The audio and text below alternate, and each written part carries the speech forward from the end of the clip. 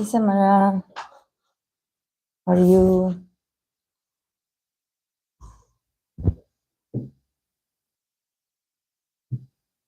Yeah, a bit. I was struggling a bit with my arm, um, but um, yesterday I did notice while I was like washing this part that is where I guess it's a sting. I did notice that it left. Hey Fluffy, it when it bite me, I guess it left like a sting. Like maybe the venom. I don't know. And it looked like a tiny dot, and it was like a black dot, tiny dot. And everything around it was reddish. But yesterday I did wash the zone before applying cream. And I did notice that it fell off the dot that it was. Um, I don't know if I feel better, but I did notice that it fell. Like it, I don't know if when I wash it, I sort of remove it. Because I heard that there were people saying that you're not supposed to try to get rid of it before time. You're not supposed to like try to pick it, and try to um, unless you know how. I don't know. Maybe people do know how to get rid of this thing, but could it have been a tick? Um, what is a tick? I'm sorry, guys. I don't understand. My English is not that. It's not like um, medical terms adapted. I'm not that good. It's like a small bug. I swear I don't know if it was a spider. Because I wonder, like I always am under the cover, so I'm like, how it bite me in there in this part of my arm, how it got in there. I don't know, guys, it's just so weird. But definitely I was bitten. Definitely it was a bite of some kind of bug, and it left something because I did see it.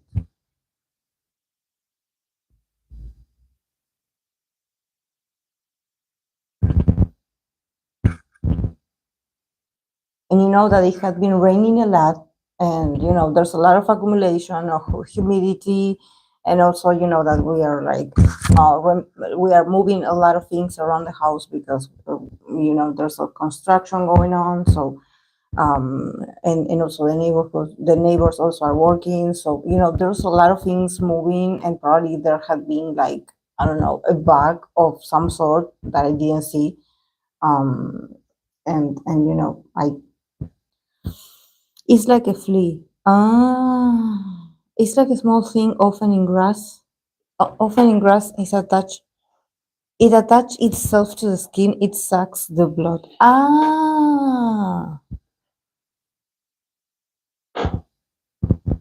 Sorry, guys. I cover my tummy because because I'm on my period, so it hurts a bit. But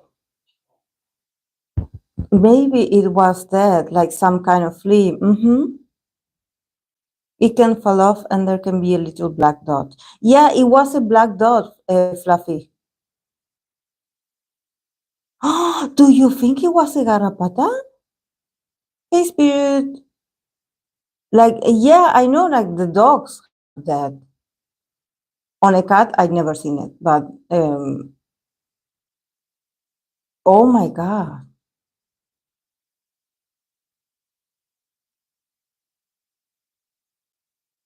Yeah, maybe it was that kind, because I swear, like I went through everything. Like I turned over my mattress. I did everything. I moved the bed out of the place, and I even seal it with another kind of wood, in a part of my, just to make sure, there's no possibility for them to enter between the ceiling, but the ceiling also needs to be reconstructed. It's old. It's an old a small room.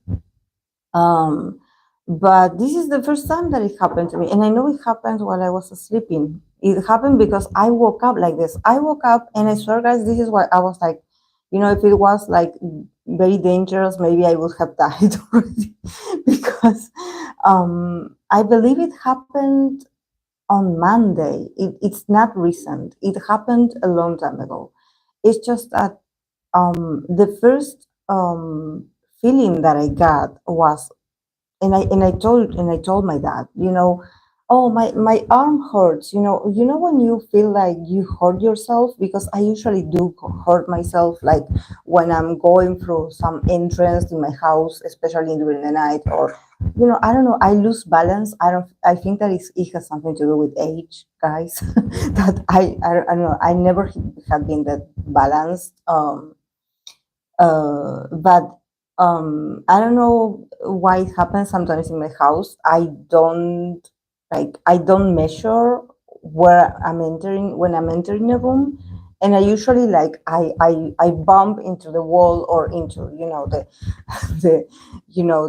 the door. I bump into. So I was like, maybe I don't know, I hurt myself, like um I did something, and I don't remember, um because it hurt. The first feeling, it like, and I didn't even bother, because I remember I was wearing something also long sleeve, so I was like covering it, and I didn't even like took a look to see like if there was a rash or something. I just felt as if my muscles were hurting, because it was this part, so it felt like my muscles were hurting.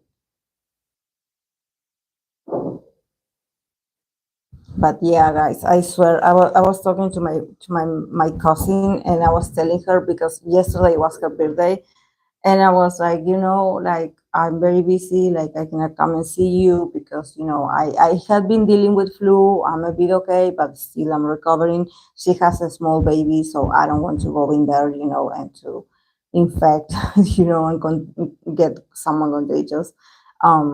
Nevertheless, she wasn't home. She wasn't going to do a celebration or something like that, but I just called her, and I told her, I think that a bug or a spider bit me also. So, and she was like, "Oh my God, like this definitely is not your lucky season. I guess I have to sage my house better." I don't know, guys. I don't know um if it has to do with energies or what, but wait, I want to get this.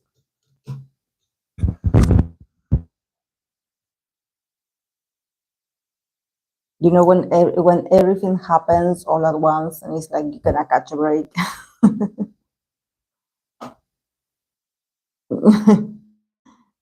No, but Mercury retrograde, it's about communication. I don't. I mean, I cannot say like I don't have communication problems. I do have them.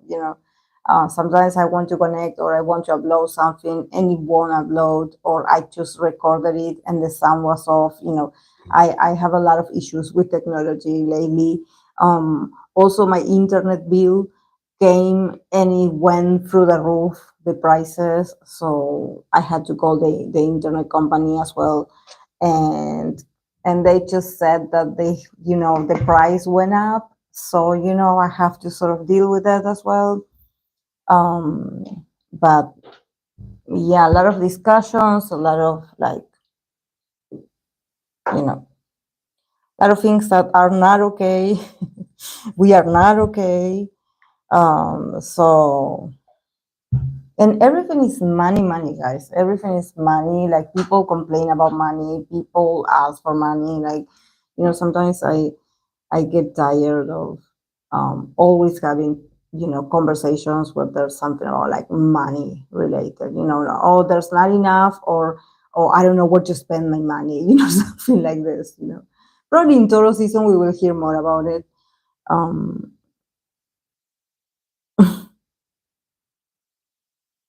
but you say there's no more Black Dot, right? Because, yeah, King Kerrigan. Yeah, it fell yesterday. I did notice it because after I wash it and I used the towel on my skin, I noticed that it was gone because I did notice the black dot, and I was like, okay, I'm not going to touch it. I noticed that everything around it was reddish. Even it looked like a bruise, not so much like reddish. It looked more like I had like a bit bluish, not blue, but a bit like a bit like violet, like not so reddish kind of rush. That's why I thought that I hit myself against something. I thought that it was a bruise because it was a bit like purple. It wasn't like reddish, just like a rash. But guys, I'm also very allergic. Whatever bites me, I get huge rashes also on my skin. My skin is very telling in that sense, like it's very reactive. So in this case, what annoyed me is that I felt like something was not okay because I felt it inside my arms. I feel it sort of in the arteries. I also feel it like in my skin, in the palm of my arm, on my hand. I would feel it like tingling, a tingling sort of, feeling. So I knew something was up with my arm. But also, I'm left-handed, and I never rest my arm. Even though I had this, I never was able to be like, okay, I will put it to rest, like people say. No, because I'm always using my left hand. So, you know, the thing was eating good.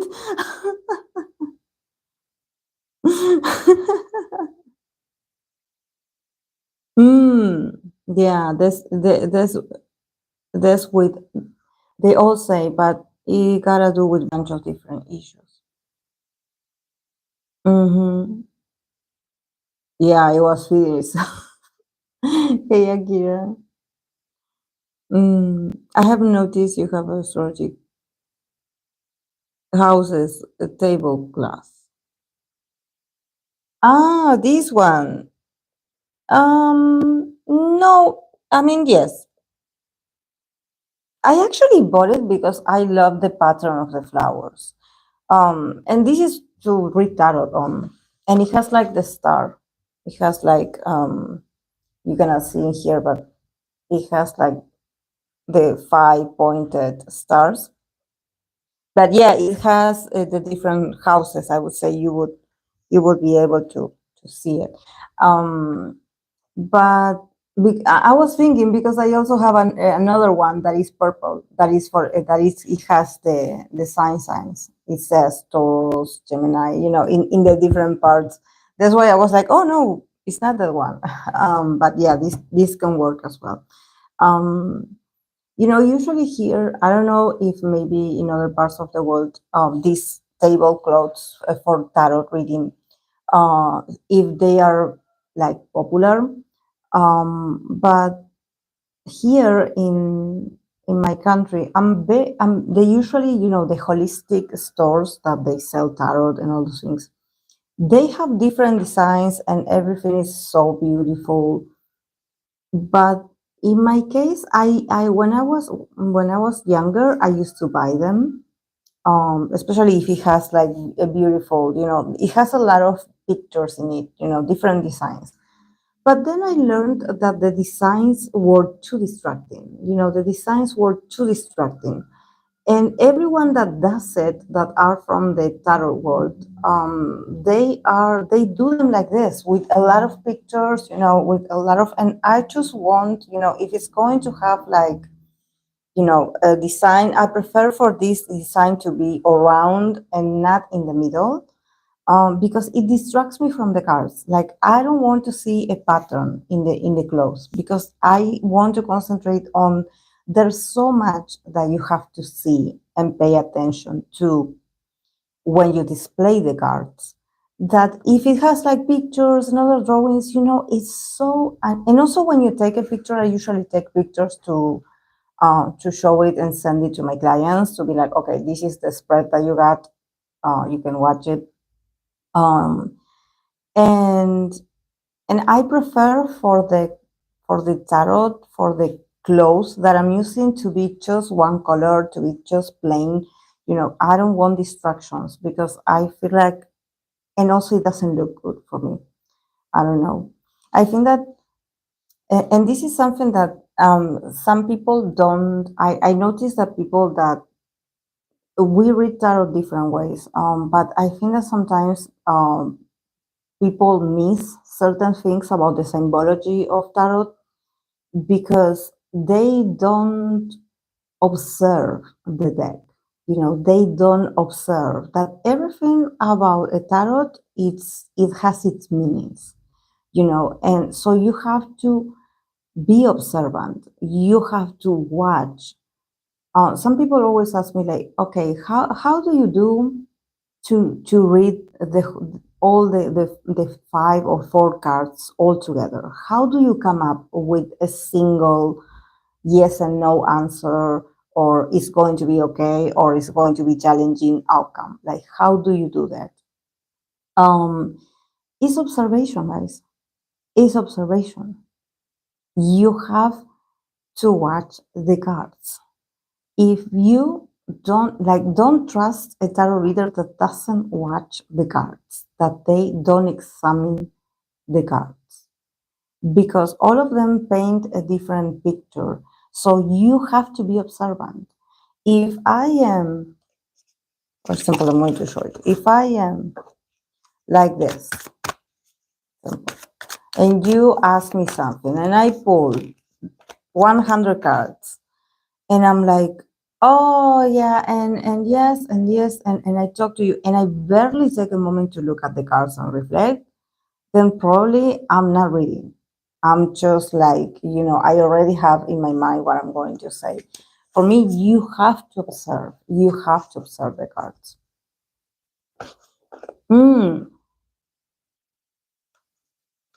I hope one day I can also have my own place with my own table, with a beautiful astrological science table called Ateez from Mary. It sounds like a dream right now. Yeah, yeah. The good thing that hey Marushka, for me actually, like, I did notice with, because of pandemic and everything that you buy online, I do regret some purchases. Sometimes I think that a part of me is, I don't know if this is a generational thing or this is like a millennial thing, that because we didn't have that much things when I was younger. I didn't have that much like options. For example, in tarot designs or tarot decks, it was just one or two. And I also didn't have, like, the beautiful, objects that come with it. So I guess, you become a bit of a consumist because you want to have the pretty things that maybe you didn't have back then.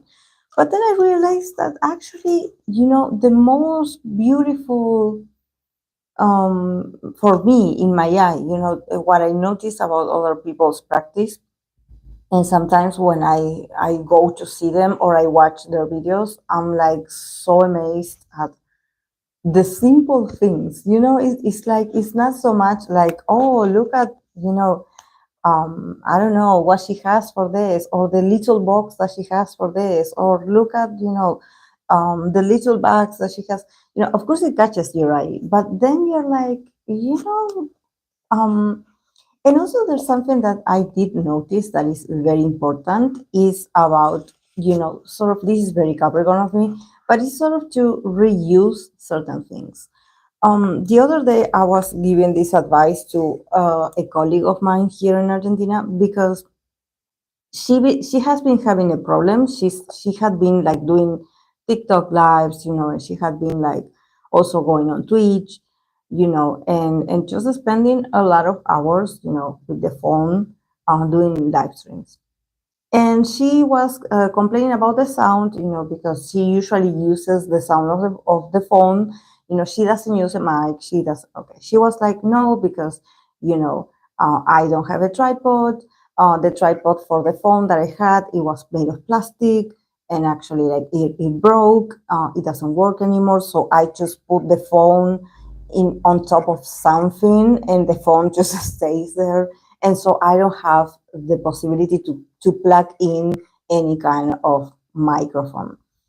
And talking about microphone, guys, please, if I stop, if this mic stops like working, please let me know and I will change it to this. But like I always tell you, I have to use it. I already bought it. So, and she was like, no, because I bought another tripod, and usually it's made of plastic or it's made of a very sensitive material and it doesn't last. And then, sometimes it doesn't, like, it's not that the phone is very heavy, but sometimes it's just not as stable. And I told her that in my case, I had, because I also went through the same, I bought different tripods. In all of them were made of plastic, except one that is made of a very good material, but that's the one that comes with the light. And I told her that in my case, I was about to buy another tripod for my phone. Again, another one that it was super expensive, and also it had a system that where it grabs the phone, that it wasn't a good one, but the height and everything, it was okay. It was what I needed. But then, checking out what I had, I had this little thing that is like the one that grabs the phone.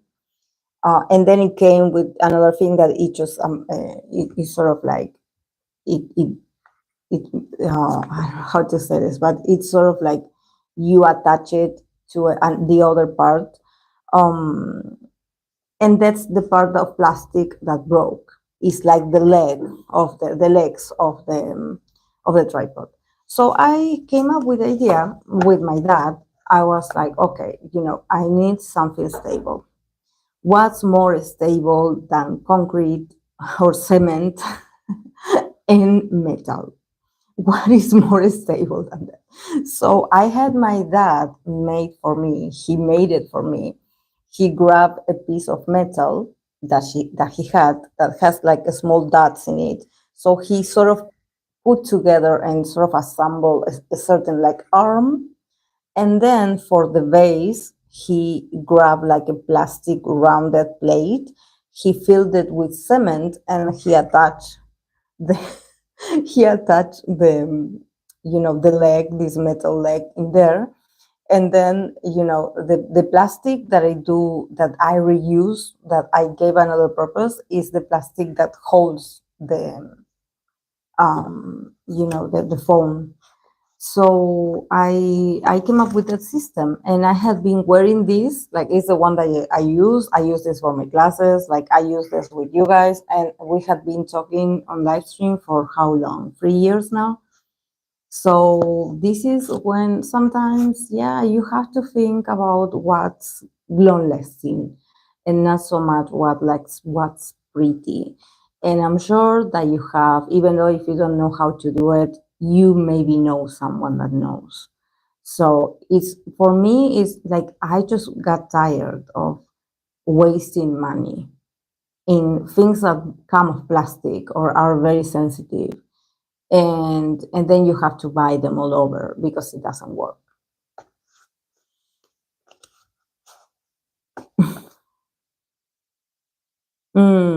Privacy is already underrated when you live with fire signs.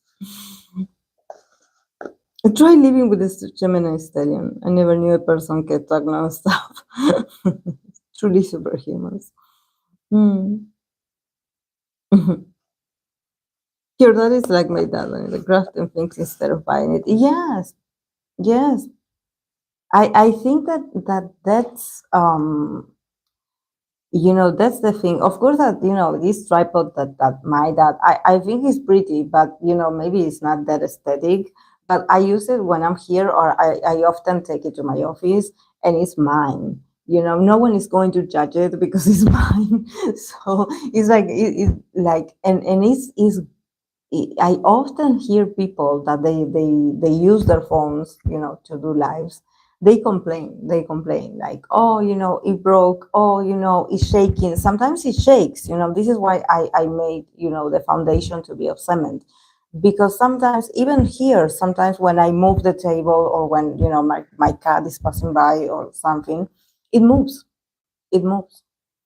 So yeah, I was like, there has to be a way. There has to be a way, because I was looking at the part that it broke, and the part that grabs the phone, it ensembles. Is then it attaches, but it could work separately as well. It's like it wasn't entirely. It was a waste to sort of throw it away and just keep collecting. It's the same when you buy the chargers for the phone. I have a Samsung, and I often have this issue that I have to buy again, the cable for the charger, because it gets ruined, it doesn't charge. I don't know. That's so cool to craft your own things. I have no talent for it. Actually, the one that makes the executes the ideas is my dad, but I'm the one that comes up with the idea. Like, in my house, we are like this usually. We are like this. My dad is not a creative person, but he makes it. It's like he doesn't have a vision for beauty nor creativity. He's not thinking like, oh, maybe I should build this and do this better. No, he doesn't think like this. His mindset doesn't work like that. But I do. I always come up with, okay, how can I make this more efficient? You know, because for me, it's like this. If guys, if you look around, like, I had been living in this earth for almost 40 years. So sometimes I do look at my things around my house, and I'm like, that thing over there, it can be of good use. I could reuse it. I could give it another purpose. There's no need for me to go online and buy another one. Um, but you do have to have the vision, but it also helps you when you have like someone that knows how to make things. For example, my dad, he had worked all his life, building houses. So it's like he knows how to do it. And I'm like, okay, like, how about we do this for my business? Then later on these months, I'm going to show you guys, I'm going to give you a small tour, or I'm going to show you pictures of how it's going upstairs, that in there I am envisioning to have a sort of a studio for me. Like, of course, it's going to be like a bedroom, but it's also going to be a place where I can, move my things upstairs and just like have better light, because I will have like more different windows, so I will have like more daylight. So I'm excited to show you guys that, that I'm changing places. So I'm happy about this. This is why they have been working upstairs. And also sometimes I want to move upstairs because sometimes it gets noisy because of people that live next door. It gets noisy in here. Thank God I didn't get interrupted during live streams. But for me, because even though you guys don't hear it, I do hear it, and I get very uncomfortable. It's the same when I used to receive, people like clients of counseling here in my house during the pandemic, because they had an emergency and they were like, okay, I want to see you. Where do I go? And the offices were closed right back then. And they would come to my house, and I would be like, I would be a bit worried for their confidentiality, if, the neighbors would be able to listen to what they were saying. Of course, that it's not that big of a deal, but I think that it's so nice when you have a bit of silence. Usually, like next door, I have there's a lot of children, so they're always like playing, playing soccer. They're always screaming and just being children. So I do have to find certain hours to record, so when they are at school or, I don't know.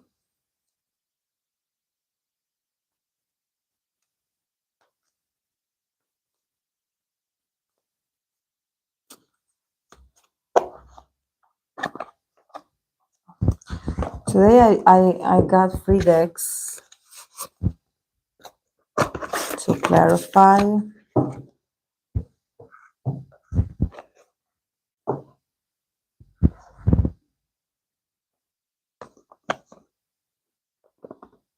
Oh yeah, I think everyone can appreciate silence, but I feel like Capricorn people especially wouldn't mind living for fortress. Yeah, yeah, definitely.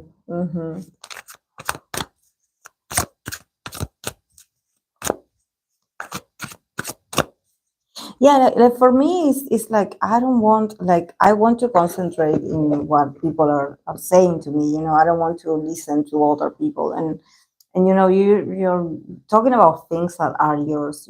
So usually when if you go, for example, if you go to a doctor, or if you go, to a wellness center, you go to see your psychologist, or you go to see your therapist. Usually you want to be in an environment where you feel like you will not get interrupted. So yeah,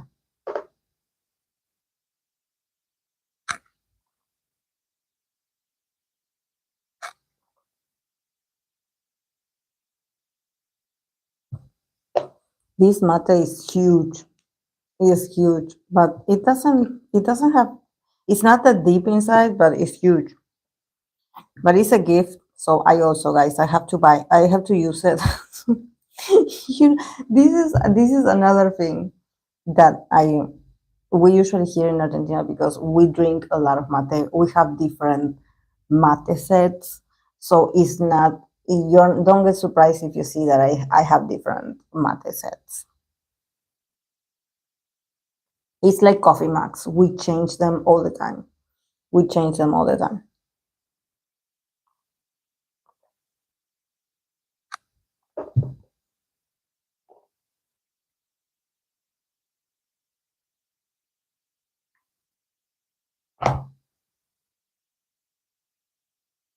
Okay, guys, I'm going to it looks big. Yeah, my hands are big, but this is like it looks like a little cauldron. Yeah, my wish, actually, I wanted to get a mate that is like a witch cauldron. I wanted.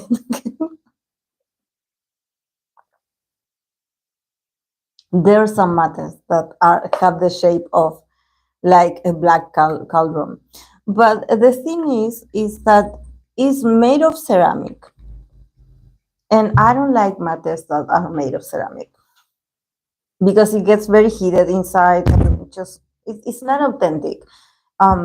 Mate is a whole, also is a whole art, guys. If you ever want to buy a mate set, like, you have to make sure that it's the right quality inside. The good ones that they hold the best the flavor are the ones that are made of pumpkins.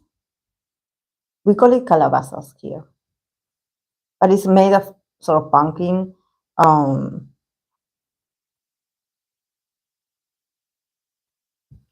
you like the idea of being a witch person, like a magical woman?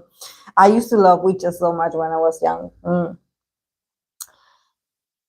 Mm, I don't know about being a witch. I think I don't know. I think that every woman holds their magic. And I feel that this happens to me the same when I think about people that call themselves psychics. Like I always tell you guys, for me, being intuition is something that you can learn, you can master, you can practice. Um, and when there's people that are like, oh, do you consider yourself a psychic or a predictor? I'm like, no, no. Were there moments in my life where I sort of got some things right? Yes. pretty often. But I would say it's power of observation, guys. It's power of observation, and it's probably like also allowing my mind to observe and listen well. I think that sometimes because of responsibilities and because of the way we are raised, we often are pushed to live certain situations that if we had a bit of time to reflect about, okay, is this what I want? We probably would live a more like fulfilling life, especially women. I think that we women, we are like, thank God, not so much now, because the women of today or the girls of today, they have so many tools, they are so intelligent, they have options. But I think that um, sometimes it's when it comes to something that is important for you and that you feel like it's a huge step, the best way is to stop and observe. Observe what it is for you. Not so much like, okay, what is everyone telling me that I should do? And of course stay realistic at the same time, because we don't live in a fairy tale world. Because this is why sometimes I don't agree with people that are like, like, oh, let's manifest this. Yeah, you can manifest as long as you enter into action, as long as you do the job. Is like, set your intentions, but do the job. If you don't do the job and you just stay, in the corner daydreaming, like, oh yeah, my idea is that I'm going to be rich, and my idea is that I'm going to find the special someone, the special guy, the special woman. Like, no, take action. It's like believe, because belief is important, but also take action. Like, move, but don't move. Like, also allow life to surprise you, because for me, this is why when I think about magic, I think that definitely we have so much magic inside of us. We have so much magic, but you also have to get to know yourself a lot, and you have to allow yourself to get to know you. I think that that's the magic. That's the magic.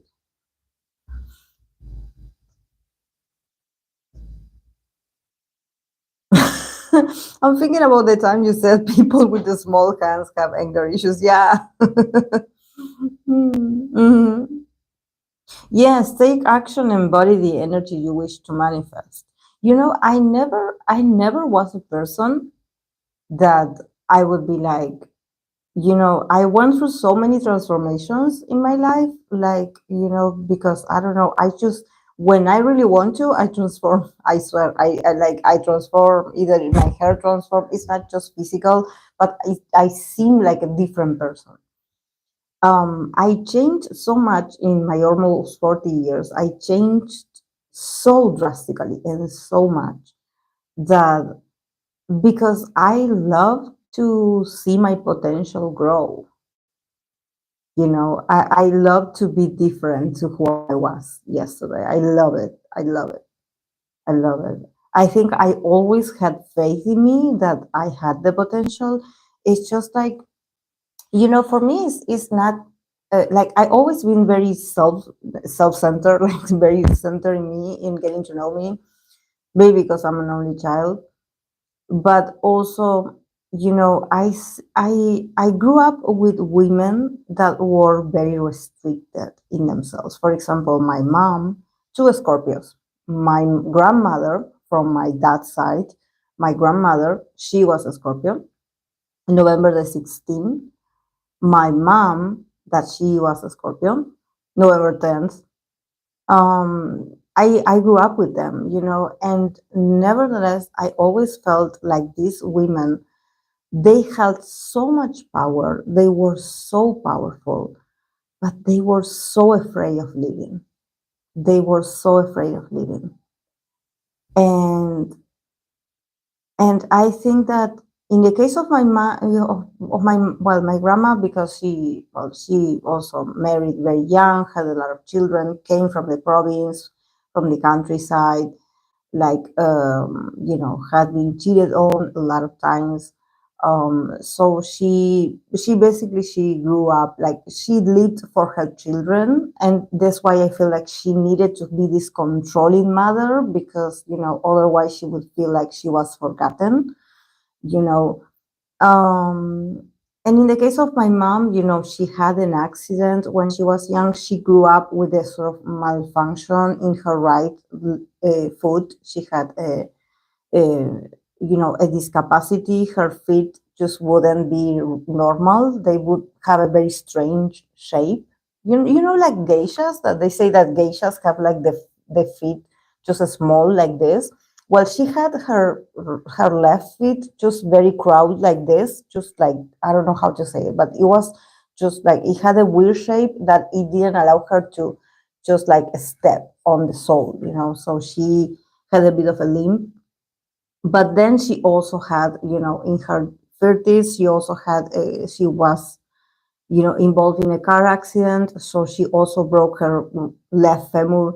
So, she had a lot of difficulties. And I think that also she was an immigrant. So she was very shy, very awkward socially. But me that I knew her, I always felt like she was magic, like she was magic. And I think that this is the reason why I am so connected and I'm so empathic with people that are different, or people that have some trust issues or confidence issues, or they just have some disability. I think that because I had a mother that has had disabilities, I remember I would get very very talkative, and I would explain like the children in my kindergarten, because children are very curious, and they would ask me like, why does your mom walk like that? Why is she wearing a crutch? Why is she walking like this? She walks funny. Why does she walk like that? And I would tell them, I wouldn't waste no time. I would be like, no, because my mom, because I didn't know how to express about her feet, but I only knew that she was hit by a car. So I would be like, because my mom was hit by a car and her leg was broken in different pieces. So they put a metal. She has like a metal. She has like a metal in her bones to sort of help her walk. But I would explain my like the other students, um, the other children, and they would understand and they would be like, oh, okay, okay. But I think that I was so used to like seeing her, like just feeling like everything was hard for her, that I think that she never had freedom or confidence in herself. I think that she would have done so many things if she would have just believed a bit more in her, you know. But then again, she also came from a house or from a mother that also was, just having a lot of children and just being a housewife, and she never had a role model. So for me, it was like, I don't care if she has like a discapacity. She is my mom. And also, like, my mom had trouble like walking, but she would take me to school. We would walk like a lot of blocks away because it was very far away. But she would take me. She would take me to school, and she would like pick me up from school every day, even with her discapacity. And I had people that went to school with me, that they had very healthy moms, like homestay moms that didn't work, and they wouldn't have anyone to pick them up. They would have to return home alone.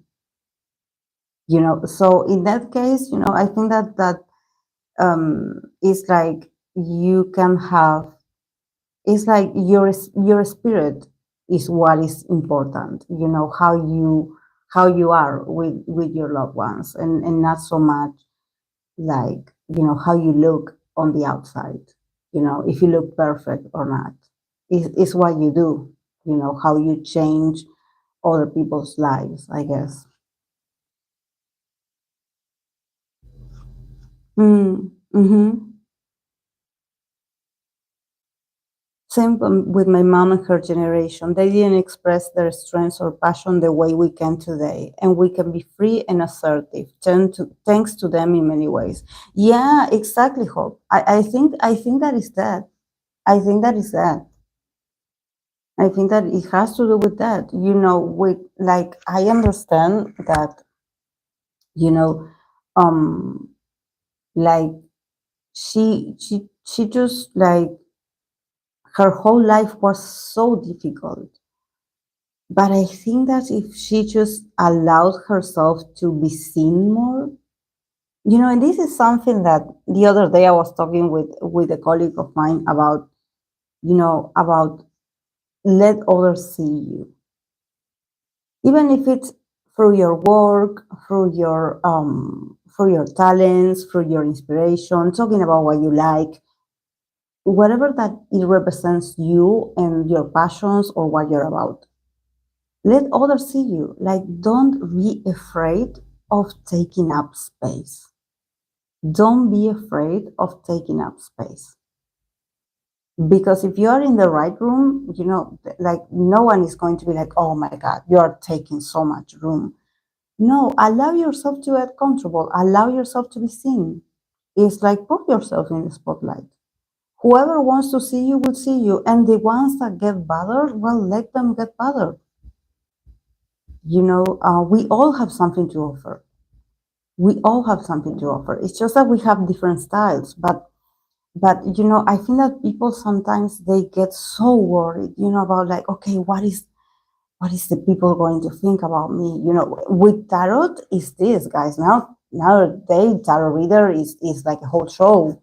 But back in the day, I remember, guys, I told you, being a tarot reader was like, okay, either you are mad or you are a witch or you're doing something weird. Like people will be afraid of tarot readers. It's like, I don't want you to read my future. Like no, cards. No, cards are from the devil. Like there were so many misconceptions, and now we can be free and people can be offering their services, and you can also be like, I want to see a tarot reader. and it's like it's okay, like there's nothing wrong. Hey, strict pink lover. Yeah, truly, my mom is much more intelligent than me, and she would done so well in life if women weren't married off as soon as they were of marriageable age. She isn't happy about my views. Marriage, but that's what I've seen my whole life. Yeah, yeah. It's just that, guys, if I mean, I always tell because I do have an aunt, and this is something that is very, I know that all of you that are from different cultures, you probably experience the same. I'm from Latin America, and I always have this noisy aunts that they are always asking, like, when are you going to get married? Because your cousins are already married. And why, like, when are you going to have children? Like, you're almost 40, like, your time is up. And I'm like, I don't care. And every time she asks me, it's like instead of asking if I'm okay as a person, as an individual, she asks me if I met someone, if I have a boyfriend. And I'm like, no, I had been in relationships and they didn't work and they are not what I want. And I'm okay. I'm okay on my own. I'm breathing. I'm okay. I'm not dying, like it's not like, um and also I think that I always tell her this, that for me there's nothing wrong with me. Actually, I consider myself a very like a good partner. I think I'm a 10. But I also think that, men today are lazy. They don't want to do. I don't know how it is over there in your part of the world with you guys. And I know that there's amazing guys. I know this is not to be, just talking bad about men, because I know there's men that actually they are worthwhile. That they have been faithful, they have been married with the same people, and actually been in very healthy relationships. That's possible. For me, I didn't have any luck until today, but I did learn a lot about myself. I'm like, I'm really a great partner. It's just that the men that I meet are worthless. It's like they are so perfect when I meet them at first. They are so willing to please me, they are so nice, they're so romantic, blah blah blah. And then when you start hanging out more with them, you start seeing that there's incompatibility. And since, yes, I'm near my 40s, like, I don't have time to waste. If you want me to be your mother, no, go look for someone else. Like, no, please, no, please. Like, I have been in a relationship with a man child. I don't want to be in a relationship like this again. I wasted my time, my energy, my youth, my patience. Like, no, guys, no, no. It's like, and also like the nervousness, the frustration, the stress that is to be in a relationship with someone that is not going to change. It's only going to get worse. So, let me alone. Leave me alone, with my hobbies, with my friends, with my community, with my learning process. Just let me live my purpose, my life, and if I meet the one, then okay, we will be happy. But I'm not stopping my whole evolution because I'm not dating that person.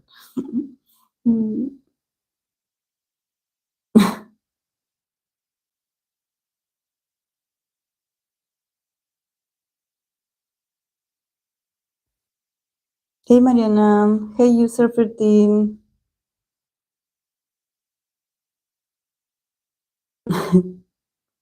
In the north of Mexico, Mexico, it is still so common to get married and have children at 15. You can get married underage, but teens just moving to call each other husband and wife. The bar for men is in hell. At least they were breadwinner before. Now, not even that. Also, guys, that the amount of guys that are jobless is scary. I'm not a nepo baby.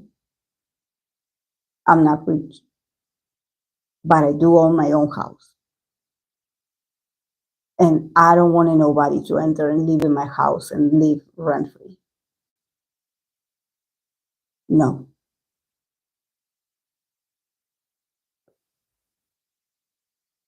I wish my closest friends would meet these amazing guys. Hope you're dating. I told her to not, yeah, not marrying and having kids is a regret for me. But now the ship has sailed, I'm not despairing and bemoaning it. I like my life and I love that I'm able to be alone. I'm alone, that though. Yeah, there's something that I think that for people, it's just so unbelievable. It's like, wow, you must be so lonely. And I'm like, no, guys, I'm not alone. Like, I'm so, sometimes I wake up in the morning, to get ready and get my things, and I feel so happy, guys. I feel so happy. I don't know if it happens to you, like when you have a moment to, after you wake up, that you're like, wow, today is going to be a great day, and you breathe, you take this, huge breath of air, and you're like, I have not, like, even I'm very busy, but I don't have any insecurity. It's not that I don't have worries. I don't have someone that is like talking to my head, like I'm not thinking about like, oh, they didn't call me. Oh, they didn't do this for me. Oh, I wish what I wonder what they would want of me. No, I'm like so happy. I'm like so I'm so content in my own skin that I'm like, wow.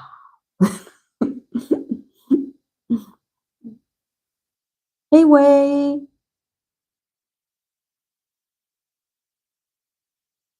Mm.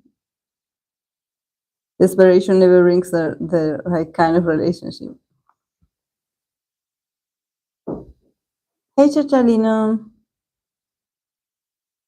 So many men children know your Star Wars obsession and cute. Mm. Yes, just as we were saying, the privacy is priceless, independence priceless too. Ah. Mm.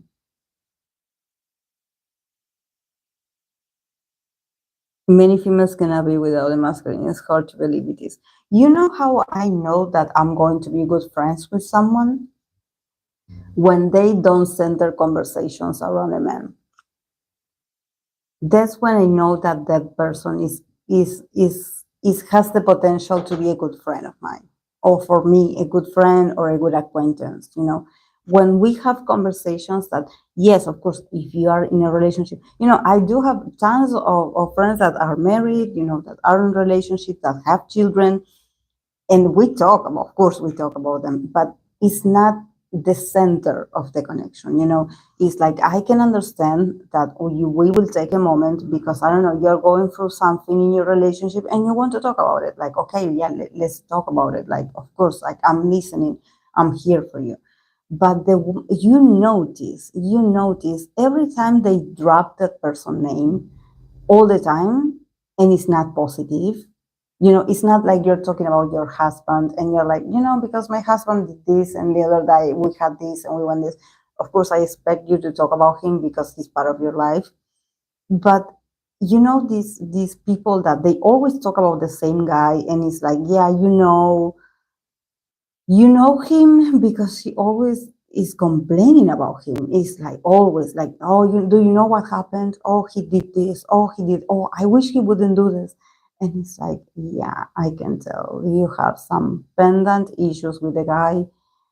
You're still dragging the relationship. It's not over. Probably it's not never going to be over, even when you say it's going to be over. So it's like you listen to the same, and it's like, we are never going to move on from this. It's like your whole personality is this guy. I get it.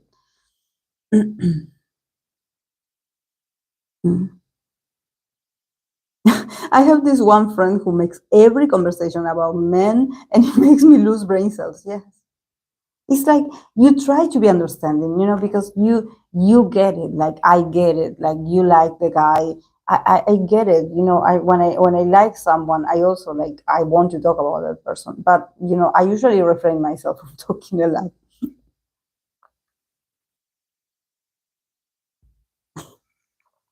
I just can imagine centering your whole life around men. Like, do you have any hobbies? But this is the thing that I think that the girls of today, the girls in their 20 from today, they, because of everything, people's opinions and everything, that nowadays they talk about the pygmies, and they talk about these women, the traditional wives, and there's talks, there's like this sort of like terms from these people. So I think that women today, they have it easier because it's not, maybe, back then we had a friend when I was like a teenager, I had a friend like this, but I didn't know how to call it. It was like, it seemed like it was just me getting it. Um, but yeah.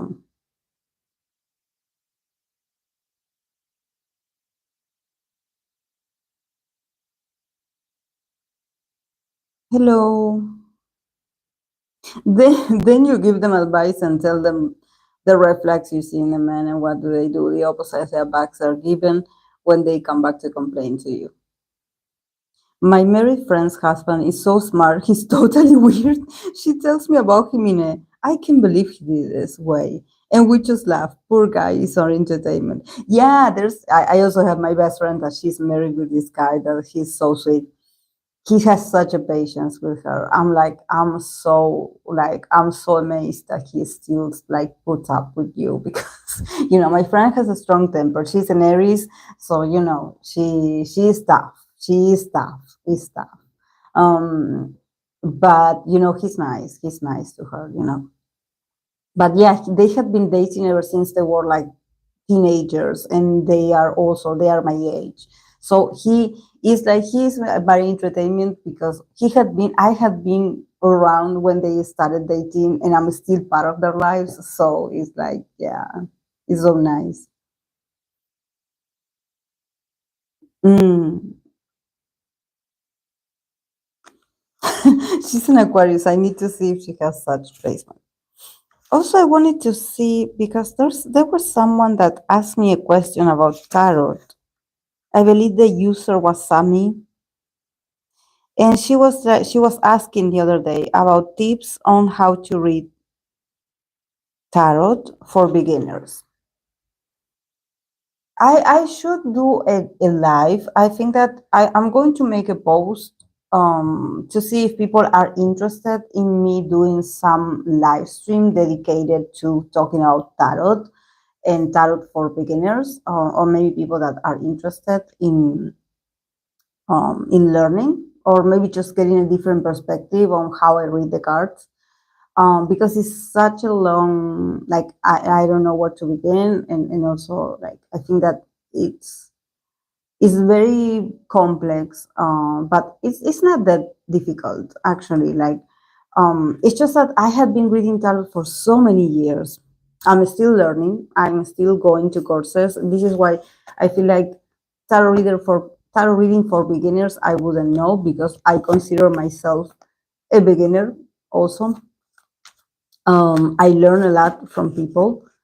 Um, but I think that the good thing, if you want to start, is now that you guys have the possibility to go and buy a tarot deck, buy your tarot deck, buy it. And why is this deck upside down? Like buy the tarot deck and use it, connect with it, live with it. It's like this, guy. It's not that. At least for me, I think that it's like it's a whole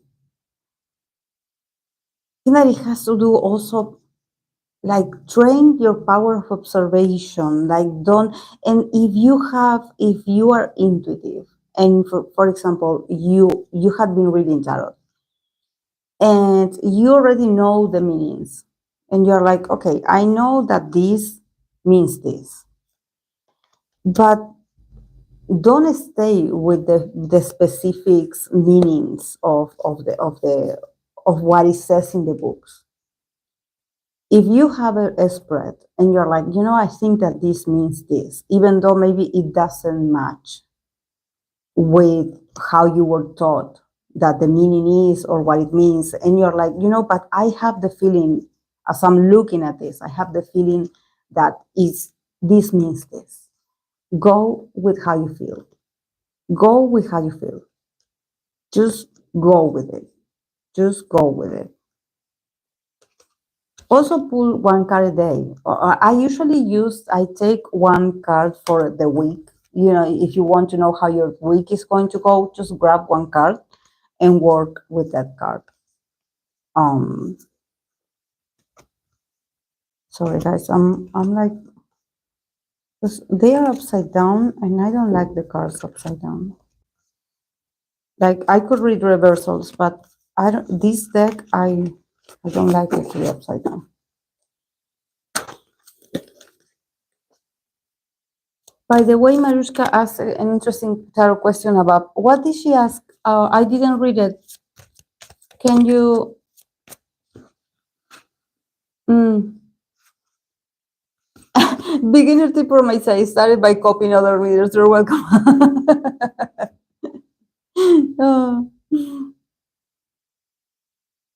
You talk about the Scorpio men who flirt by just starting. My Scorpio friend is dating a Scorpio man, and I asked them how did it happen since I know it's not easy to get her, and I made the joke of just by staring, staring, and he said actually yes. He was just there, stare at her, and see if she would get it. And well, they are together now. She confirms it all. So yeah, Scorpio man is there. I'm sure, definitely from a corner, definitely. Um, I'm so happy for your friend that she got it, that she got them.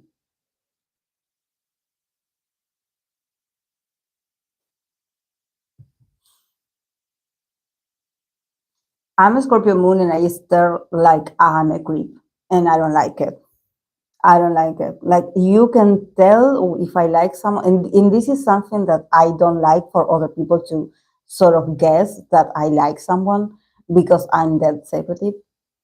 So, but usually when I don't know the person that I like passes by, my eyes just go for the person. But the minute they look at me, I just look somewhere else. I'm that complex.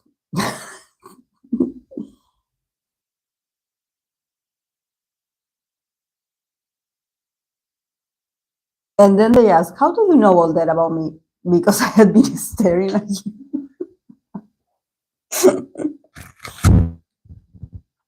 What do you think about readers that ask permission to guides and say guides of idols do not wish to tell or refuses to give an answer, or cards say idol refuses to give an answer? Um, I don't know. I find it very interesting when people ask for help for their guides. Um, I guess it must have had something to do with this, with angels. I don't know. I'm Catholic. This is why, maybe is it angels? Is it something else? Is it some spirit? Um, I swear this sort of style is something that I started seeing in tarot readers do on the internet.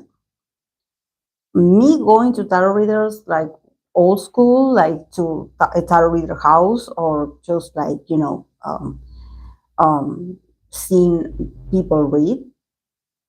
I never seen people ask permission for any kind of guidance. Like I mean, I think that there was a very old lady that I met that she would have saints in her house, Catholic saints.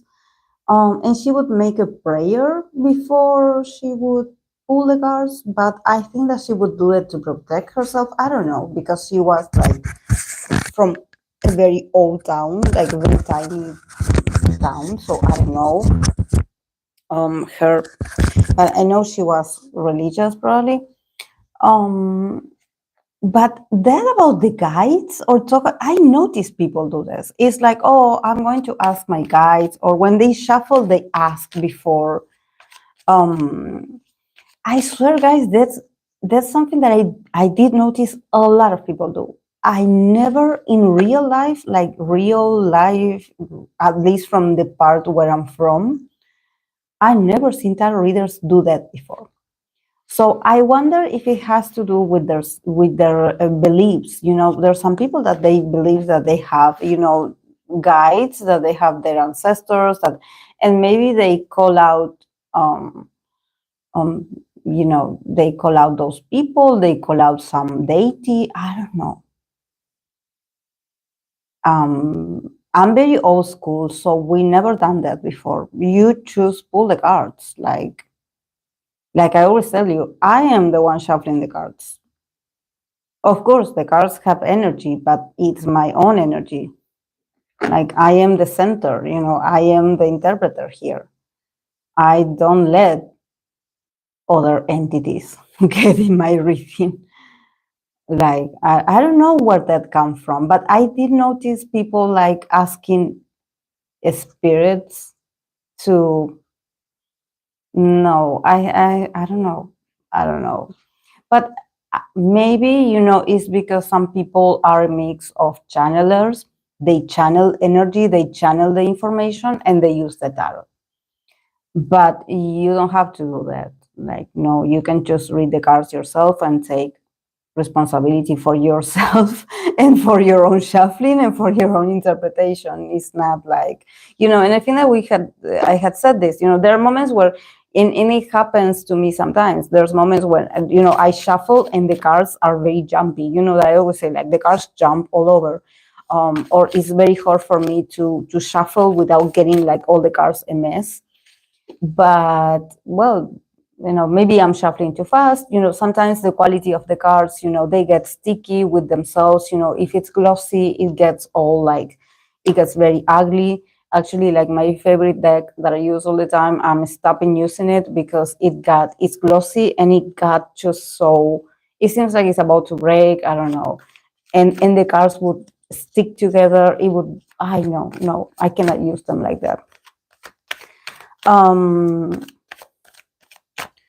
But yeah, about the spirit guys, I don't know, guys. I have no idea why they do that. No.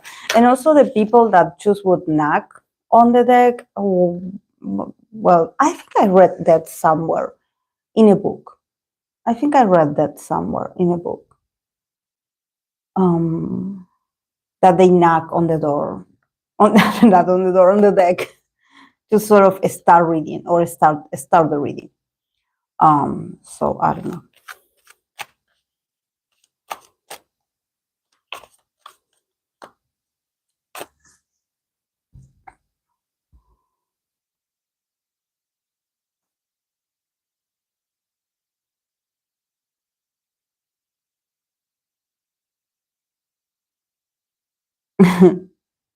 I think aside from beliefs, it has to do with consent and respecting boundaries. And the guy sometimes represents the universe, intuition.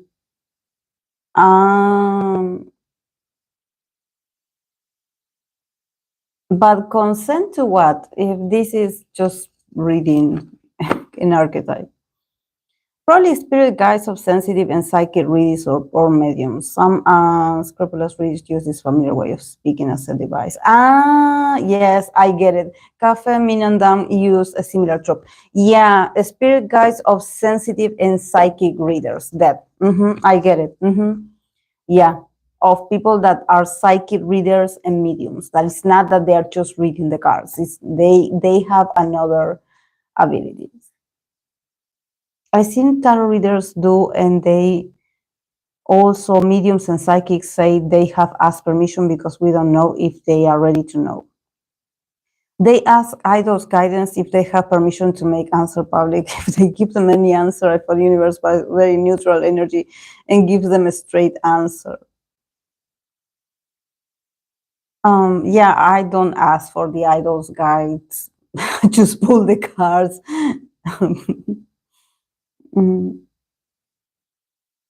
Or we are not meant to know, and some entities would follow them because they want to know about you as much as you want to know about them. Wow. In Germany, knocking on something probably wood is done to change spirits way, usually after talking about something bad that happened to another person. Like knocking on wood. I mean consent in the context of Marushka's question about idols sometimes not wanting to answer a question. Wow.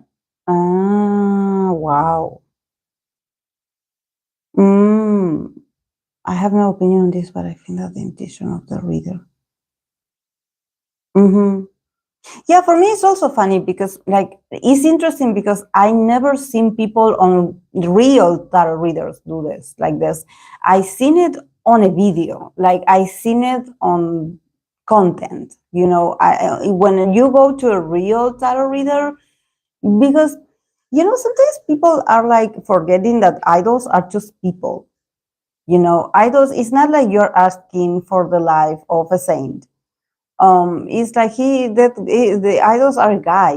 It's the same as if you're reading like, yeah, and they are celebrities, so they are more exposed energetically than if you ask for your ex, for example, or if you ask for an old friend, or if you ask the tarot for for a future someone that doesn't exist yet in your life.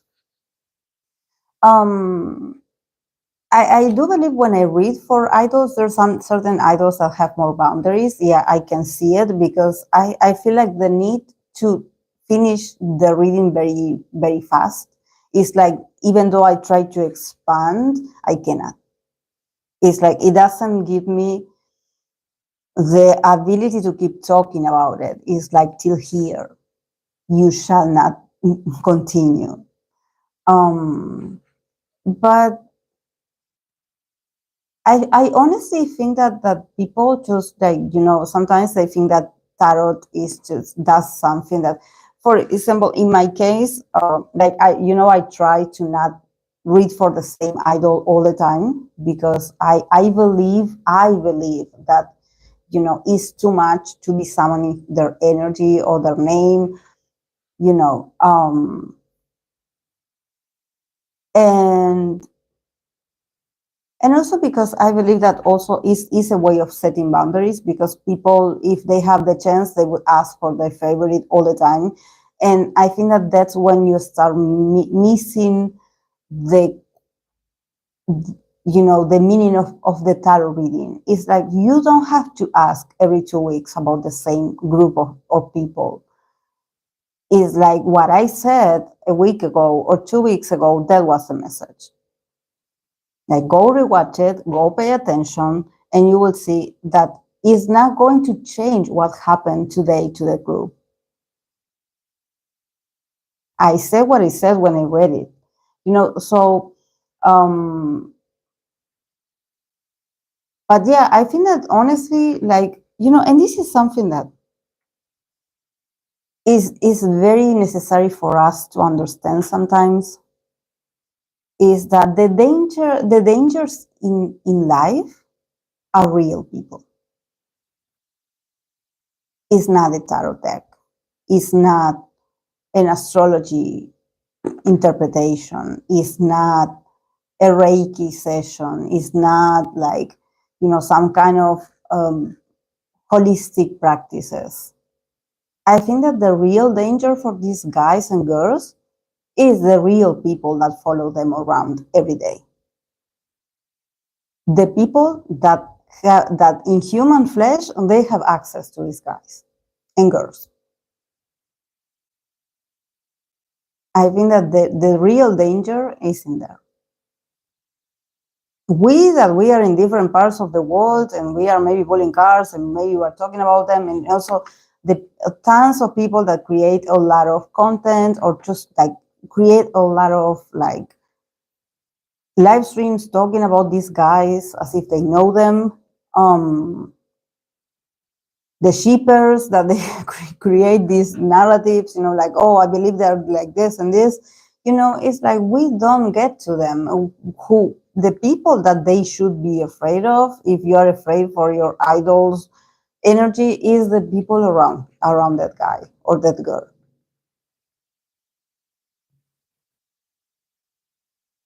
Honestly, guys, honestly. And for me, I do this tarot reading for Korean entertainment. I do that for the fans. I do it for the fans. I do it to entertain the fans, or I do it to sort of answer certain questions or certain things for the fans. I try to do this for the fan because I worry for the fan, and I want the fan to, I want that instead of you like getting anxious because you don't know nothing about your bias, okay, like, how can I help you? Can I pull some cards to see how your bias is doing? I will do it. And we will wait until he or she comes back, if they come back. But if I can accompany you with my cards through that process, that's when I think I'm doing a great job. But because just to talk about idols, there's a lot of people talking about idols. There's a lot of people that claim that they know them, that claim that, oh, I have my experience, a story time of when I met an idol and when I met this. And I think that content, there's everywhere. But for me, I actually am more interested in, sort of with my content, helping the fan. like entertaining the fan that wants to know about their favorite, the fan that is excited about their favorite's comeback. You know, for me, what I do is for the fans. Then, you know, the idol doesn't know me. like, you know, for me, it's like if I give you an interpretation for your bias that you're waiting for, that's my job is completed because I support the fans through this experience of sometimes, you know, missing them, not understanding what is going on, um, you know, but yeah.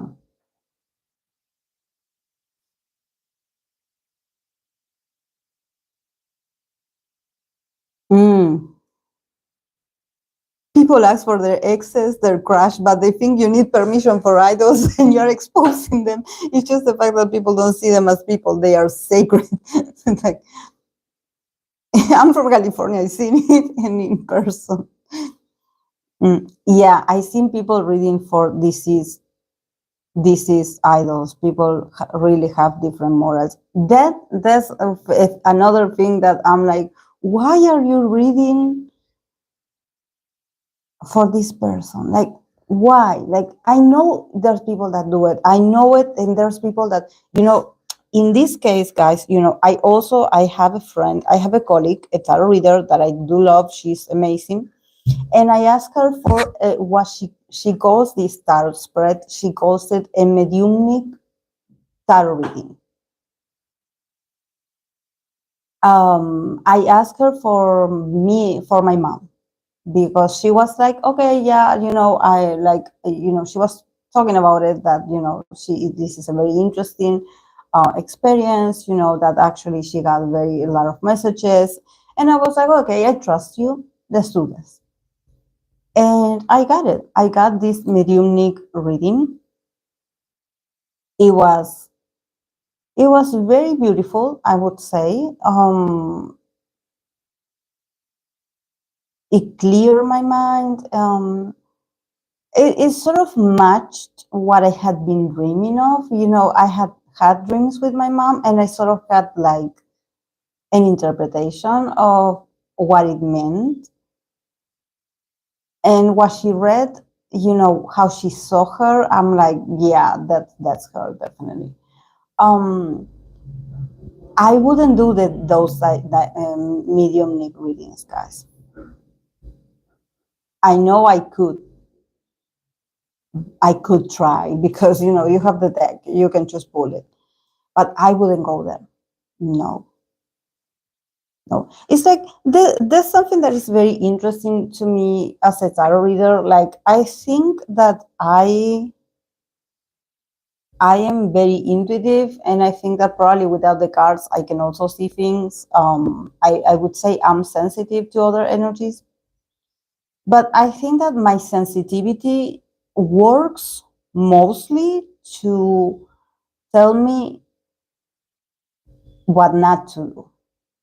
You know, it's like I have a sort of alarm to be like, yeah, go for this, don't go for this. It's like my intuition, or my,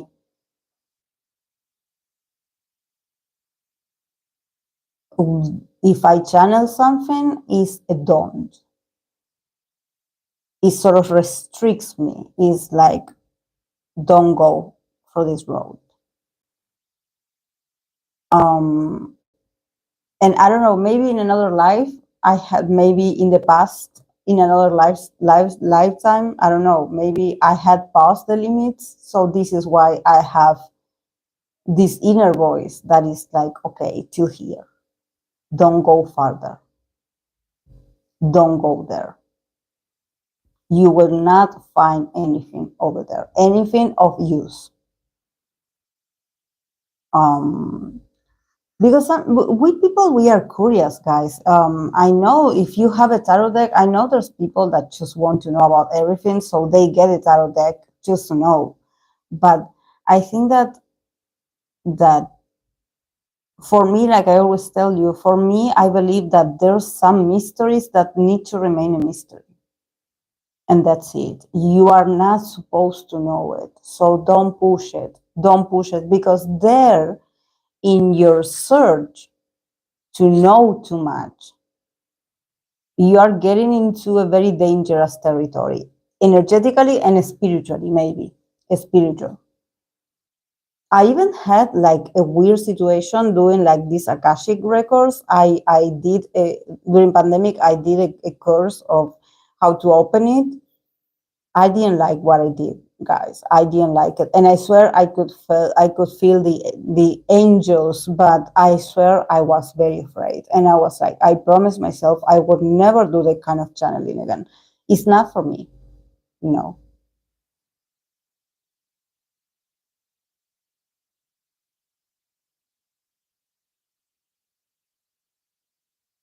Mm. Sometimes you get the same answer, so why keep asking? I have that always come up the same. I don't ask anymore.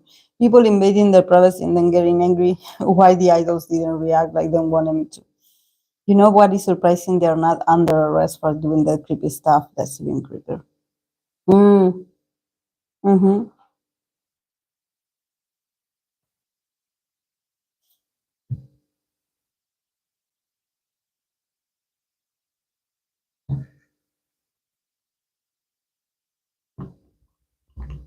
So this is why, guys, I'm like,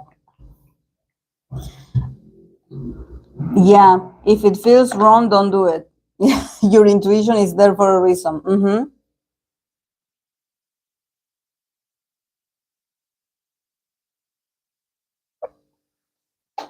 Exactly. If it feels wrong, don't do it. Definitely.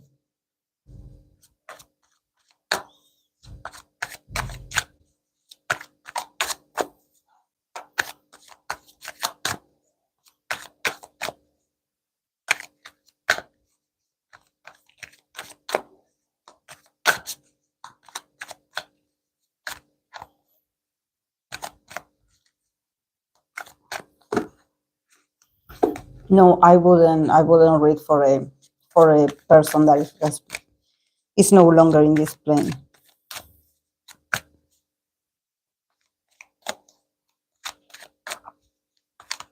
Mm. Yes, like I refused to go on a trip once because it didn't feel right, and the people that went on got into an accident. Oh wow! You gotta trust your feelings, 100%. Mm-hmm.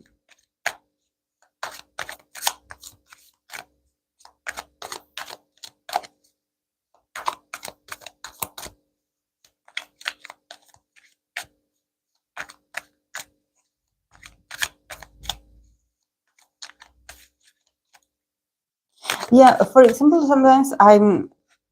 This is why I think that reading tarot it's so complex because the other day I follow Aphrodite. I follow Ant here on YouTube, and the other day he was doing a reading. I usually I catch up very fast to his readings. They are very interesting.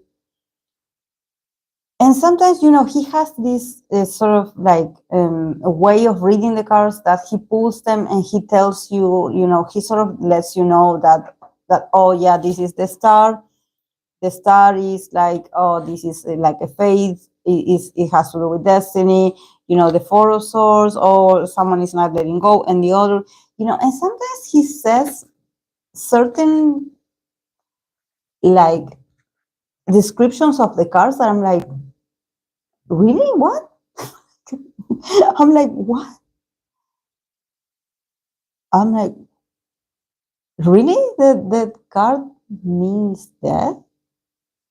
Um, but I think that it also has to do because when he reads the whole reading as an overall, it does make sense. But sometimes when he says, "Oh, this is the carta that this means this," I'm like, really? That means that?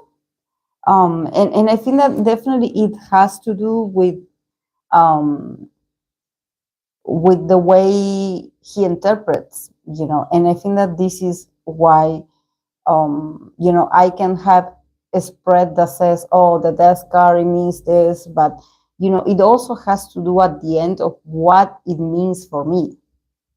Like, individually, the card can mean a lot of things, but what I see of it, um, you know, mm. Okay, guys, because I had been talking for an hour and a half. Okay. I'm going to let you know who I have. I have a lot here. First of all, I have IVE comeback. Didn't I read for IVE comeback, or I'm confusing IVE with, was it ESPA? Well, I have IVE's comeback. I have to read for Got 7 Bambam, Enhypen J, EXO Baekhyun, Jennie and Zico Collab, NCT Jeno, Treasure Yoshi, Infinite Sungyu, EXO Dio Solo Comeback.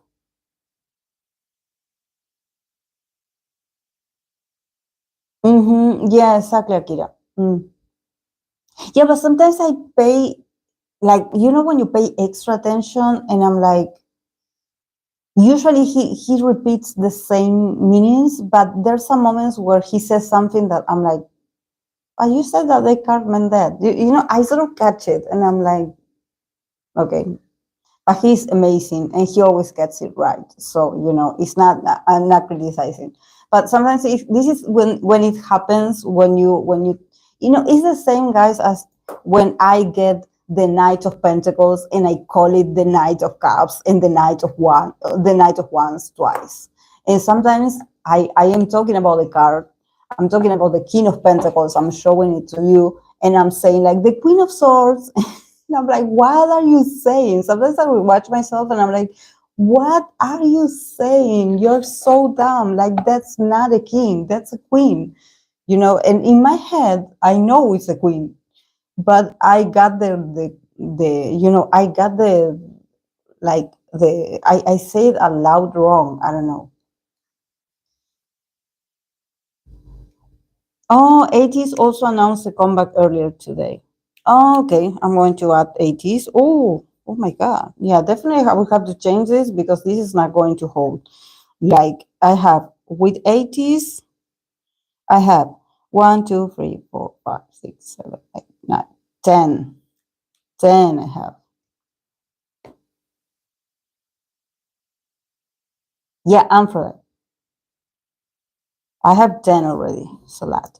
Also I wanted to ask you guys, because I'm sort of like, that I have been following this woman that she does the reviews for the Chinese dramas, and she's amazing, Avenue X.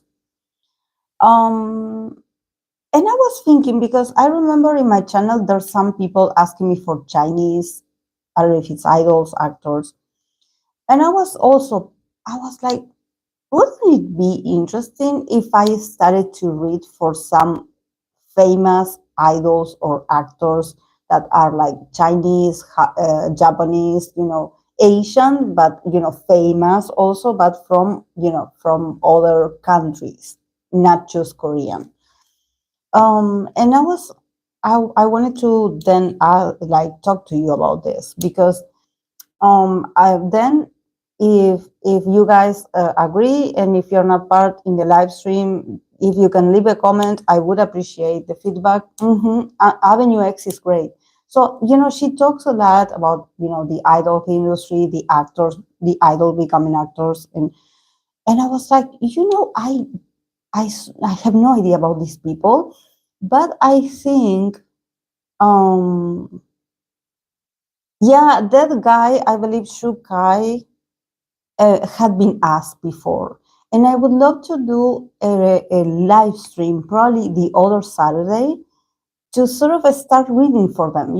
Just start reading. Like I will create a post, and you can give me the recommendation of the name. It can be Japanese, Taiwanese, Chinese. It has to be, what I do ask of you guys is that it has to be popular. Like, please don't ask me for someone that is like, yeah, you love it, you love the man or the girl, but you have no, like it's very like like it's not that successful. So And what I want to do in this live stream, mm-hmm, yeah, for J-Rock as well. On that live stream, I want to pull cards for them. I'm going to read for them, for these people, and then we can discuss. Then you can be like, since you guys know I know nothing, this is why I want to ask you, please give good recommendations, because I don't want to read for a nubu. This is this is the realities. Like, and also I think that we should be careful, because I know there are certain Chinese actors and actresses that they have their fandoms. I don't want to get into trouble. I don't want drama. But if it's someone that you admire and that you're like, this guy, this girl would be interesting, let's do that. And let's see what the tarot has to say about it. Because if it does well, then we can add also these artists, not just Korean. Because I would like to expand the channel, like not only reading for the same people. And I think that Chinese, Japanese, and other Asian artists also deserve their tarot reading, of course. Bye, Mariana. Mm, yes, it would be cool to learn about others. Mm,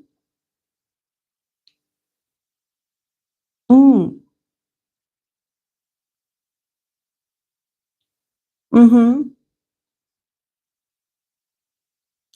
Yeah, I wanted, but this is why I wanted to ask you guys. Also, Taiwan type. I wanted to ask you because I'm going to make the post.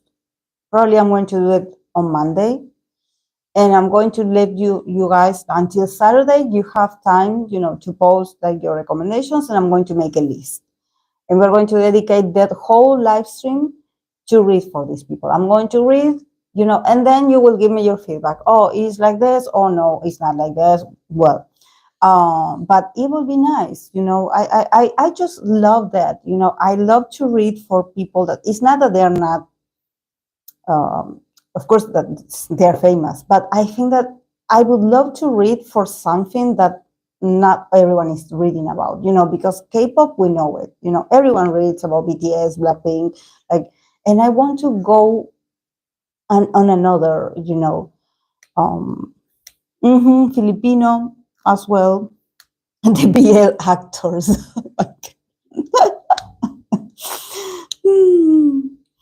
Your last reading for Le Seraphim, you saw a very bad backlash for the public for something they have gone through, and we know what just happened. It's not the first time. So it's what you saw. Yeah, it's like this again. But this is something that I did notice, Akira, also. I saw that there's people asking me to read again for Le Seraphim and this situation and the hate and Coachella. And I'm like, why? Like, oh, we want to know about the girls. The girls are working. Like, go back and watch and rewatch the reading that I did for Le Seraphim. I said, this is what is going to happen. And I also said possible outcomes for the latter half of the year. I sort of said what I had to say about them and these circumstances that is happening right now. I sometimes I think that people just like, I get it when you're worried, like, yeah, exactly, Samara.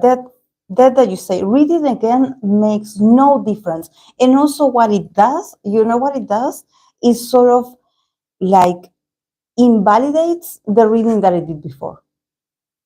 This is something that I explain to people that they ask me in real life, clients in real life, that they ask me, I don't know, they ask me for someone, their special someone 2 weeks ago, and then they come back and they want to do the reading all over again. And I'm like, you know that I read for you and that person, right? Whatever I said back then, if you ask me again, I mean, I can do it. But if you ask me again,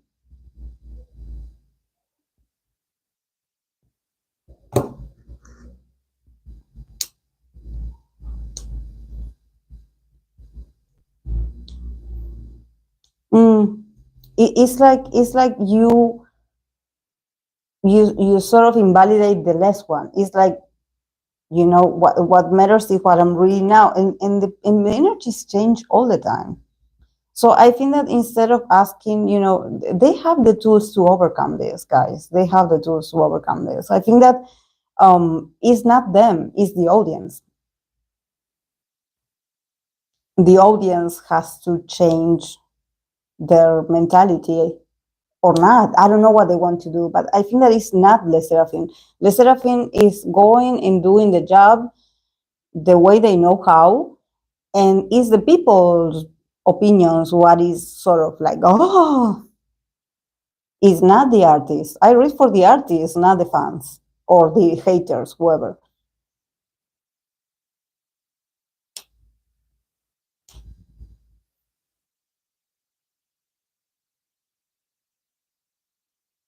You need to like a big sign or something. XYGC needs time needs to pass between the readings. Yeah, I saw. Disclaimer.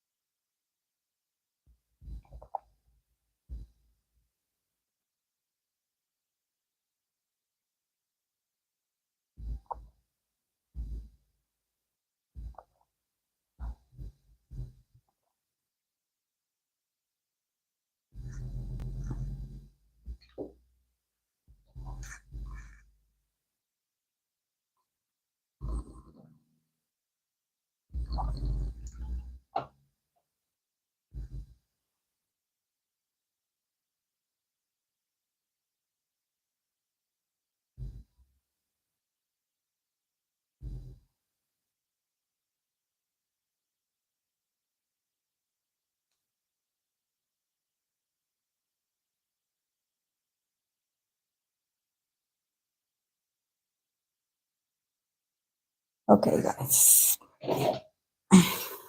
Before I start, I'm going to change to this. I'm going to wait, guys. I'm going to.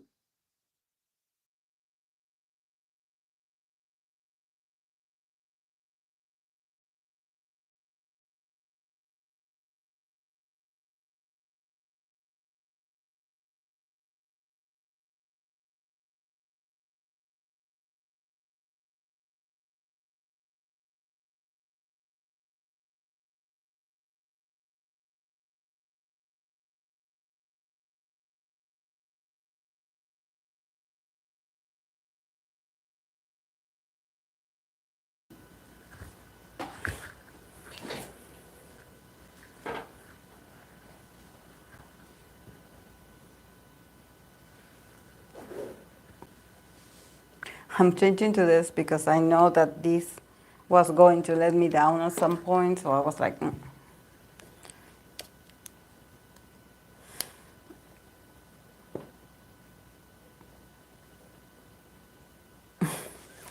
okay. I'm going to start, guys, because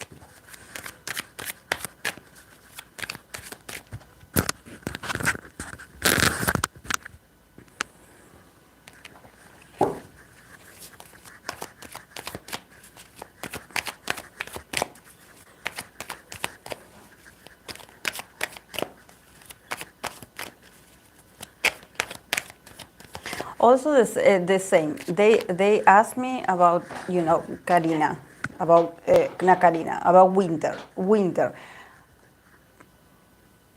I said something about her health conditions before this happened. Now you want me to read for someone that is taking care of their health, like, you know, like you guys, like, go back and rewatch the reading that I did for winter. Like, that's it. That's it. That's it. It's like, oh. You know, because it's not that I'm just like, you know, for example, like I just saw that she was going to have a health issue or Le Serafin is going to have like something, and then I ended the reading there. No, you know, I said other things as well. and it seems like they don't follow what I read, and they want me to redo readings or update things that it happened the way it had to happen. So just, and also when they have health conditions or when they have health issues, like I don't read for health issues. It's like, okay, we will have to hope that she gets the help that she needs. But I'm not a doctor.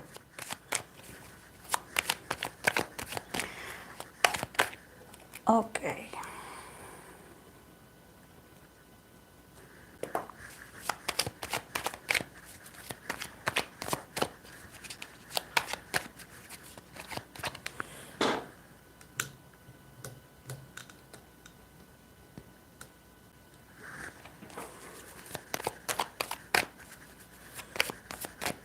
Okay, I'm going to start with IVE's comeback.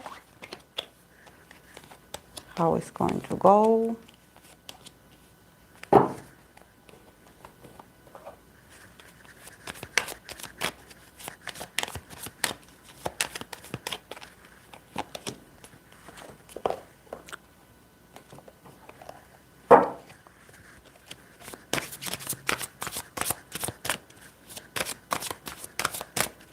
Dr. Vanessa.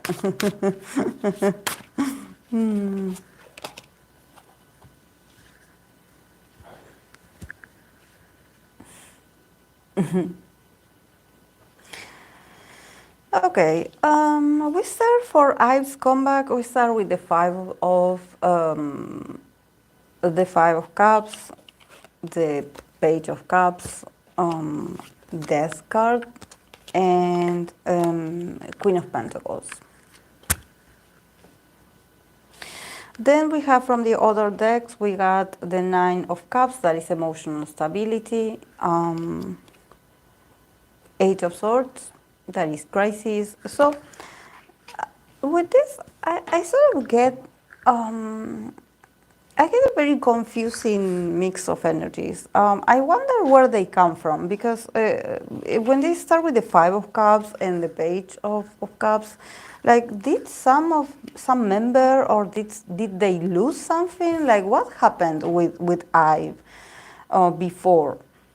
Like, why does it seem like they come from some kind of like disappointment, or they lost something, or there's a member that lost something? Because the Page of Cups is sort of gives me that it could be a member, but also I think that there's something about, I don't know, maybe the audience feels a certain way for this comeback. Like, could it be that they feel sorry for the girls, or they are like, the girls went through so much, they suffer so much, they lost this, so we have to change this, because we have the Death card and the Queen of Pentacles. So there's something about probably the audience also being like, they went through so much, they struggle, like they put all their loves into this project, so we have to change this and transform them into this Queen of Pentacles.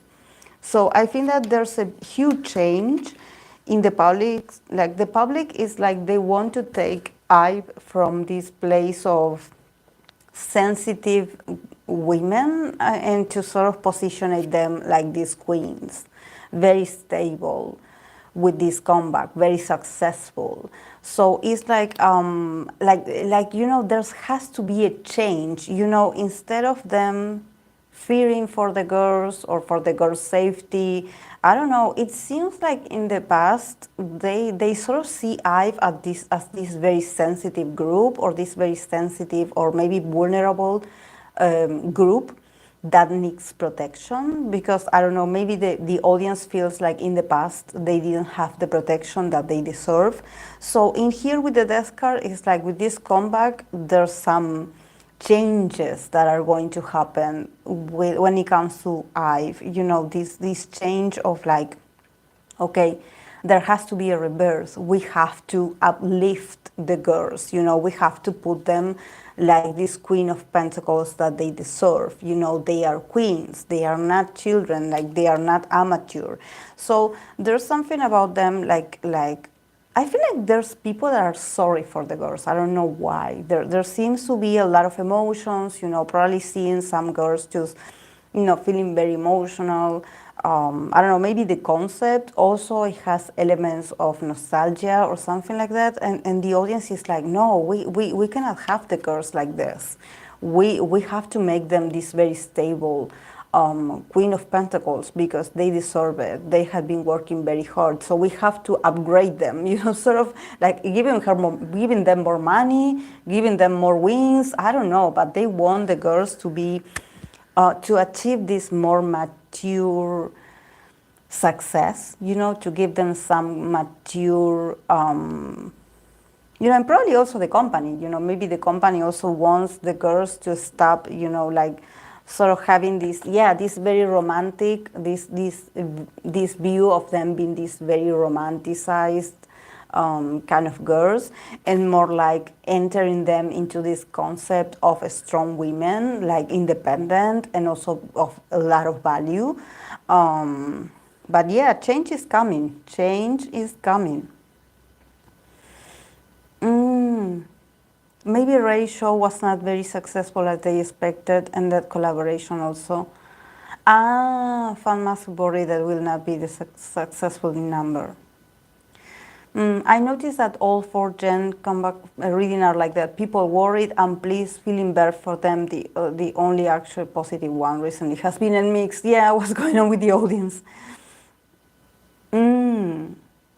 Yeah, I feel that there's because I don't know why I feel like there's a lot of like the public's involvement. It's not so much as what the girls are going for. It's more like what, like I sort of see the audience with their with their wallets already open, to be ready to spend and to be like, no, we have to upgrade the girls. Like we cannot leave them, with this. Like there has to be a change. I don't know. I think that also it has to do with this year in particular.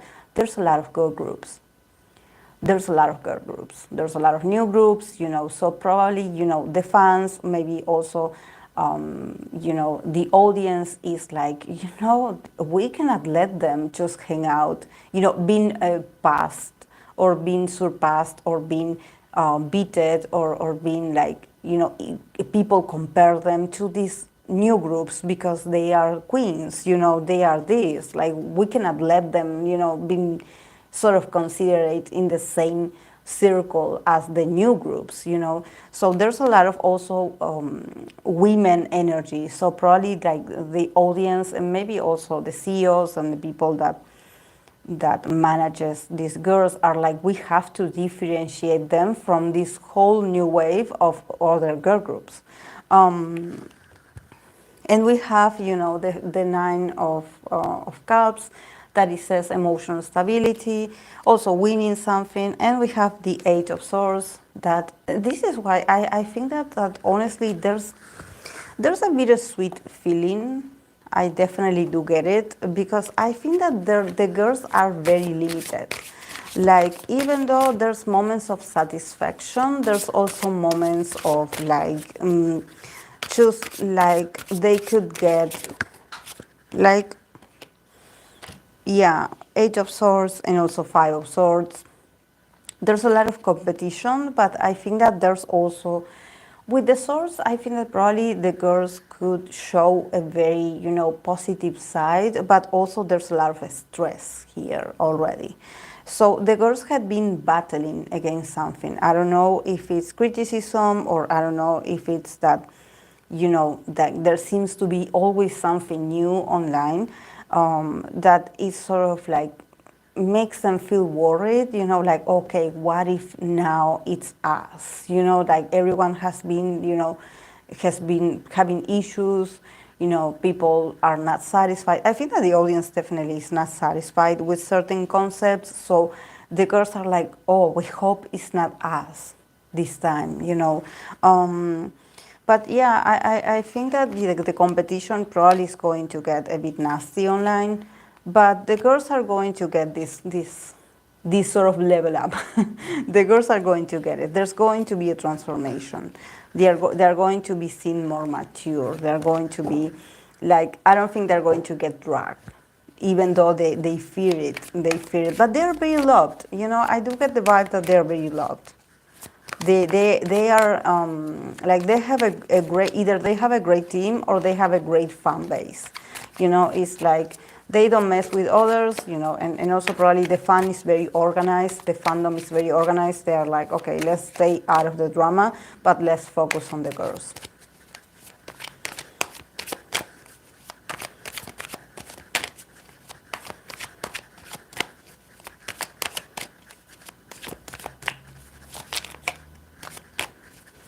Yeah, there's this feeling of, it's not failure, but it's like, when you're supposed to be happy, celebrating certain winnings, but they seem like they are like, it's not that they are under pressure, but I think that there's some things that happened around them and the group and the name of the group and maybe the face of the group, that is like there's some things that we cannot get away from. Maybe some people complain, maybe some people just like are not happy, the quality of certain things, and they're like, we don't have control over this. We just go and we go where we're told, yeah, but the audience maybe can get a bit picky. Okay, I'm going to continue. Wait.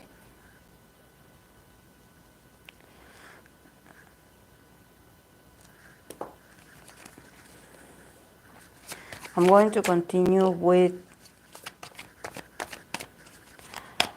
God 7 Bambam, Taurus.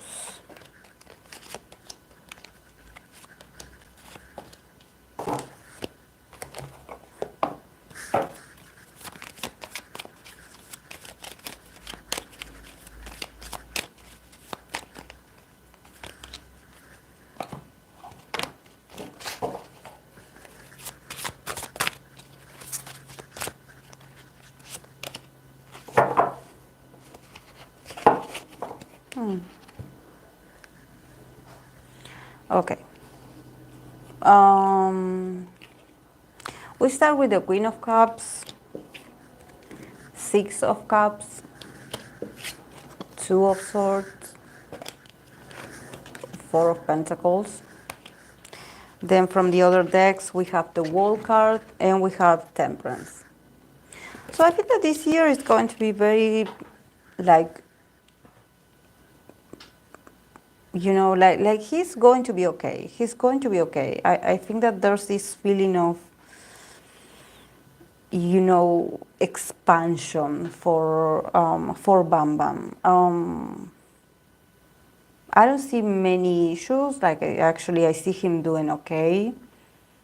But I'm interested in this Queen of Cups. Like, who is this?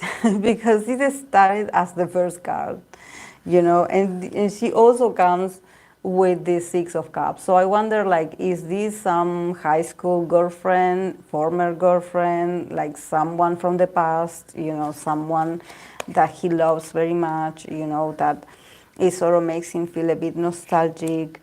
It's very interesting because she comes first, in the reading. So I'm like, who is this?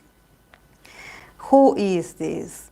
It's like a high school child, like a childhood friend, or just like, I don't know why I get that is his crush. I think that because she starts the reading as this Queen of Cups, there's this feeling of like, oh, remember her and her, I think that probably this is someone that he just cannot let go. There's something about him just not letting go of this person. Also with the Two of Swords and the Four of Pentacles, it's like he sort of refuses to let her go. So I wonder if he has like a sort of obsession with this girl. Also the Four of Pentacles is like being very stubborn. This is very Taurus, like sort of holding on very tight.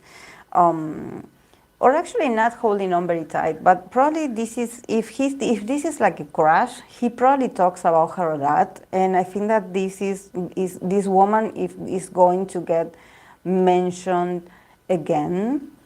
um, and I think that, yeah, it's not going to cause him problems, but I think that there's a part that I think he shouldn't mention this person that much. I don't know why. I think that honestly, this person doesn't is not bothered, like, because she comes first. So I believe that maybe, like, yes, they have history, or she knows that he is like, he has a crush or he has feelings, but she's like, yeah, this is from the past. Like, this is from the past, this is not now. Um, but I think that there's even, like, I think that this is very interesting because I sort of get here that even if he sort of like mentions her like in a very funny way, and he's like, oh yeah, like, oh no, like, yeah, this is from the past, or yeah, this is not that serious, like, yeah, this is, someone that I used to cherish a lot, or I used to love. I think that there's something in the cards that I'm like, you are talking about this person because definitely this person is not just someone. I think that if you mention this person that is from the past all the time, like, there's a reason why you're talking about her.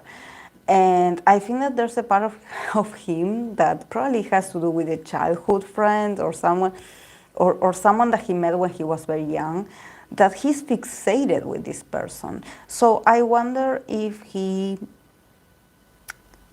going to talk about her again, mention her again, and it can make some people feel uncomfortable.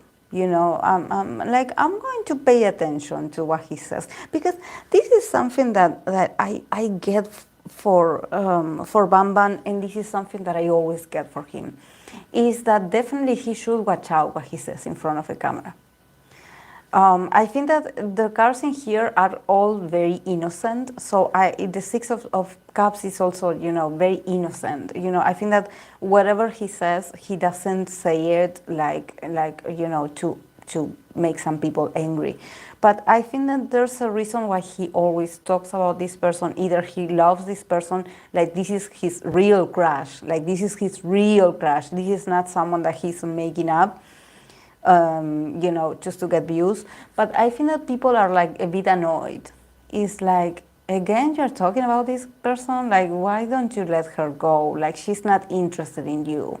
Like, you are not his type, her type. So I think that people could get a bit annoyed at him mentioning other women on TV.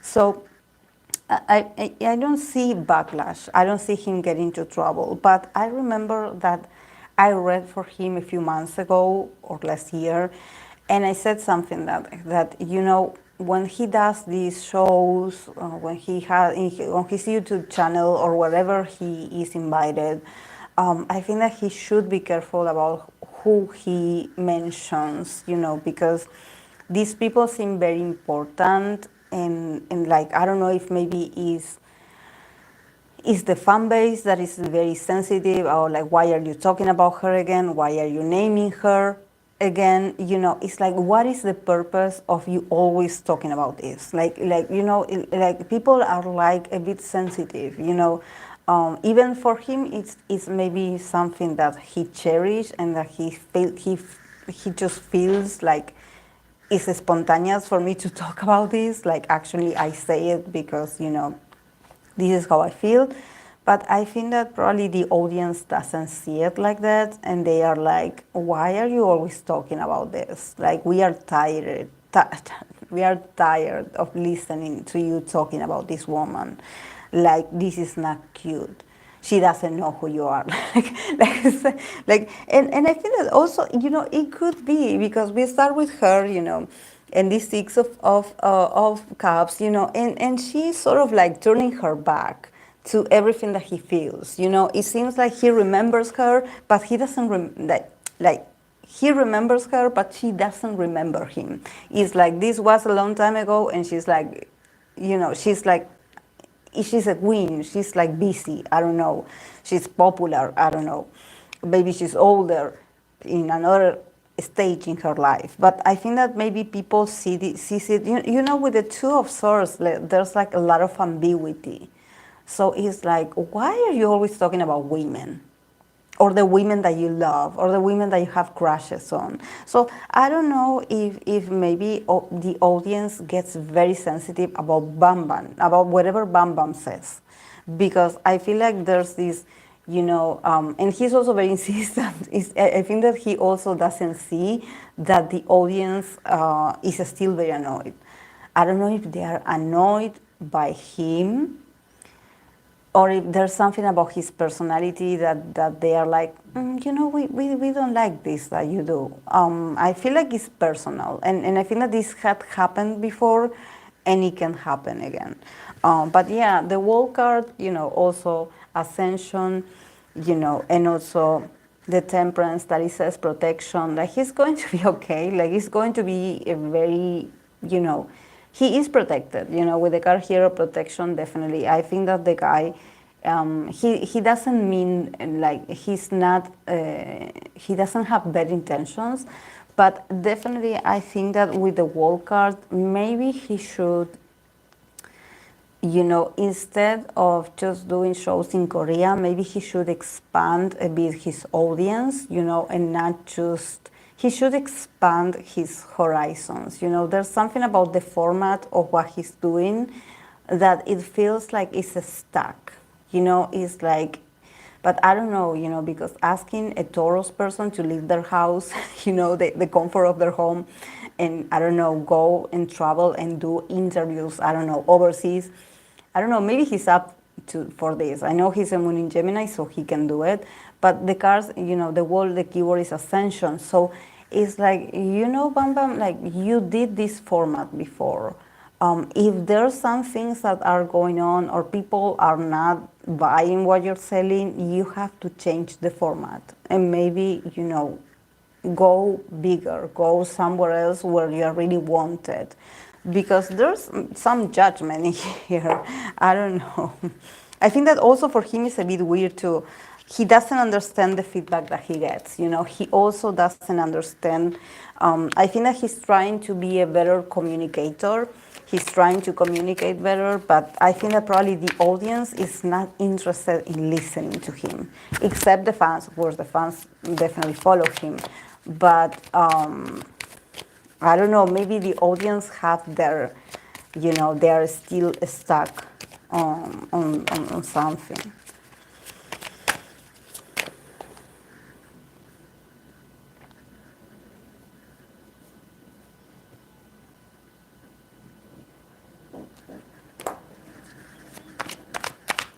Okay, let's move on to another Taurus person, and Hypen J. I believe today is his birthday, then Hypen J.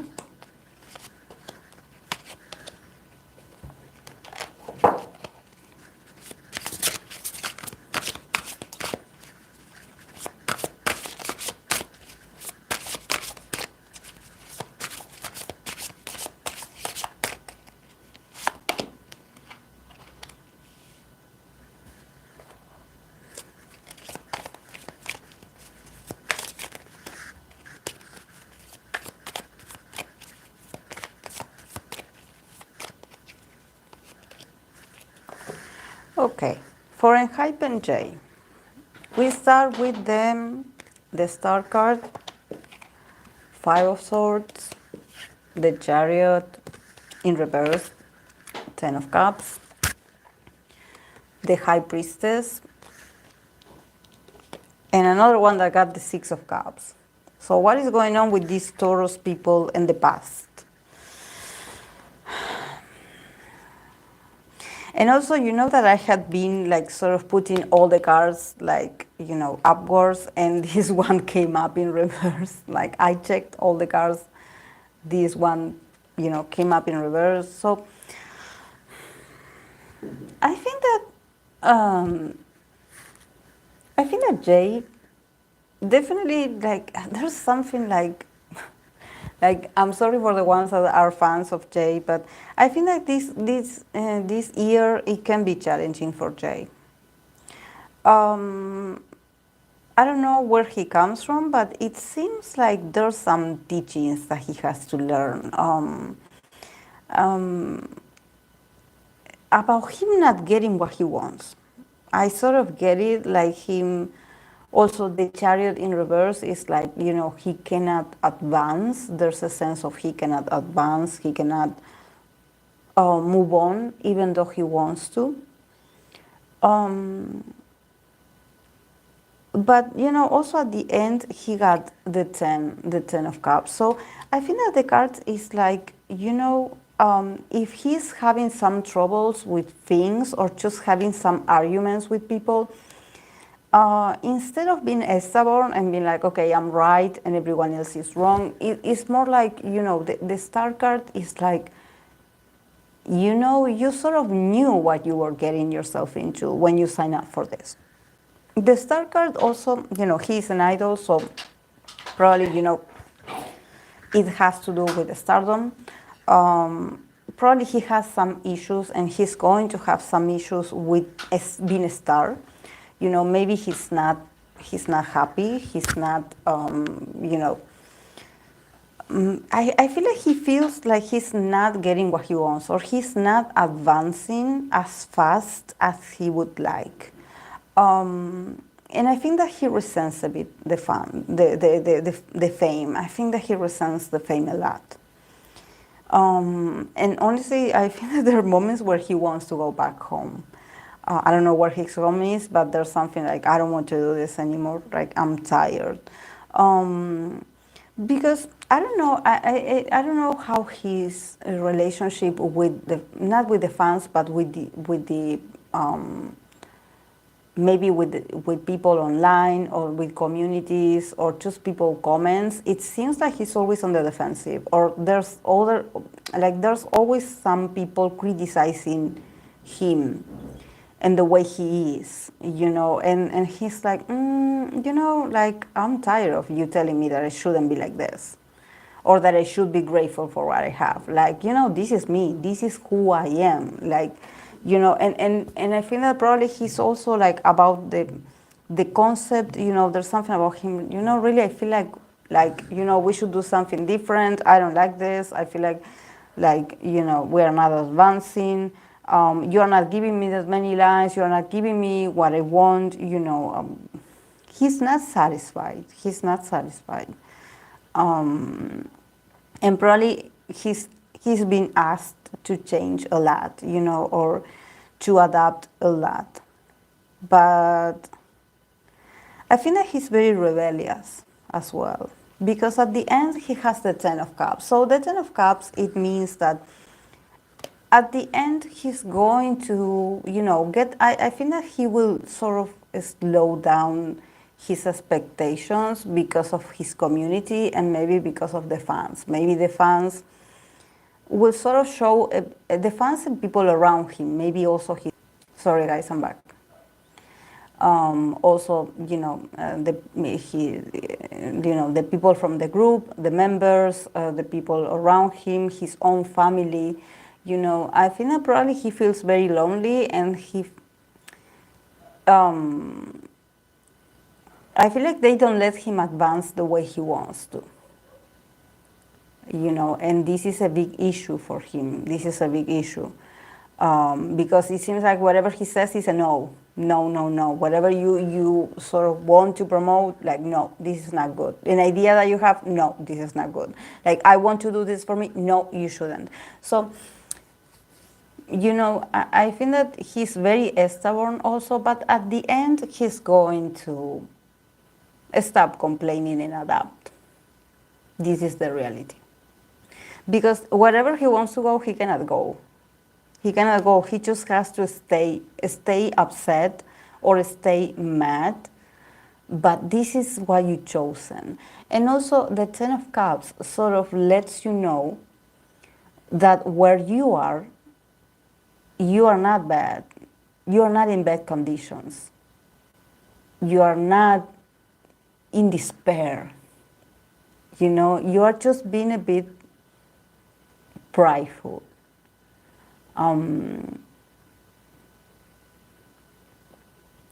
Because the 10 of Cups is like, You know, you got people that love you and that are waiting for you. Like you have your fans, you have your audience, you have your community, you have your group, you know, like, and also he's in a place where he has everything that he needs. He's not from a place where no one knows who he is and the group is struggling because they're out of resources. They have a lot.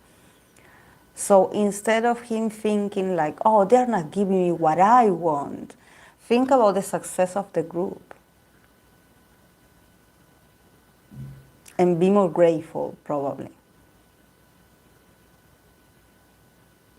But I think that he has an issue with fame, you know, because he has this, the first cards are the star and the five, the stars and the five of swords. So he comes from a very internal struggle with like, okay, I'm fulfilling my destiny, but at the same time, I feel like this is not who I want to be, you know, like. But yeah, the high priestess, he got the high priestess intuition, or also the six of cups memories. So I think that definitely he should like, first of all, the high priestess is like, stop talking. The high priestess is like, stop talking. Stop complaining. Stop. No one cares. Like, this is a industry. You are part of the industry. No one cares. You can complain, you can have your opinions, you can have your own version of things. No one cares. Like, you sign up for this, so you have to adapt. Also, the high priestess is like asking him to be a bit much more intuitive. You know, again, we end with the 10 of cups. So it's like more like thinking about you and what you don't get. Like, think about the group, or think about your community, or think about the group of people that are there for you. Like, you have a very stable, loving, supportive group of people. So you're very lucky. So, you know, you have to start like sort of like admiring that instead of wanting to run away from this. The high priestess is like, there's a lot of things probably from Jay's situation right now that he's upset at certain things, but the high priestess is like, listen to your intuition. Maybe right now you don't know, you don't understand why you're going through what you're going through, but there's knowledge behind this. And also the six of cups is like, think about your past. Think about where you came from. You weren't that happy back then as well, before fame came. So it's like, you know, remember. Also, the six of cups, it says memories. It's like, remember, like, you know, sometimes when you sort of glamorize your past, you know, when you really like compare because you are so unhappy with your present that you're like, oh, because in the past I had it better. Did you?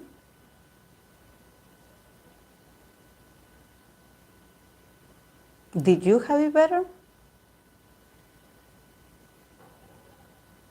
So, you know, he's much more lucky than what he thinks. It's just that he's a bit unsatisfied, you know. He's not allowed to experiment a lot being an artist. And I think that probably he doesn't like that, because probably he has a lot of ideas that are, you know, he's like, you know, people of my age, we love this style of music, or we love to do this, and we love to do this, you know. And probably the company's like, no, we already have an idea for you guys, and this is what you're going to do on the next comeback, and that's it. You know, he's like, no, I want to do what's cool, you know, what's trending, and you guys give us the same concepts, and I don't want to do the concept. I want to be popular, like you know, I want to be trendy. I want to be edgy, you know. But probably, you know, when I say trendy, and when I say, when I think about him thinking about he got the King of Pentacles. Wait.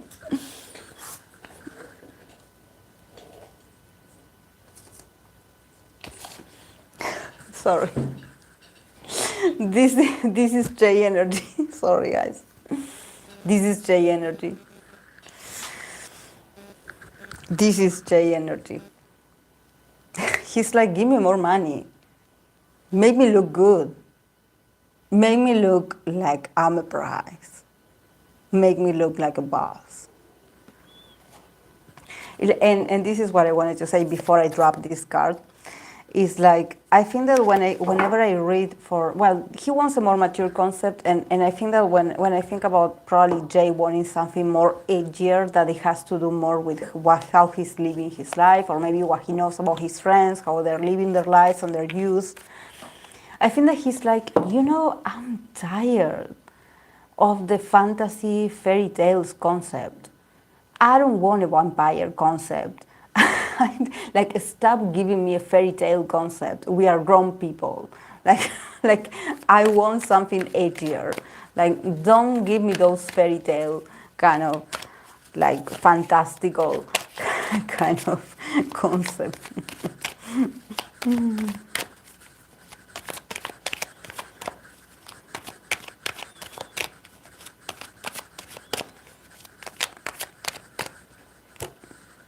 He's like, with all the money you guys have, you gave me this lame concept. I don't want it.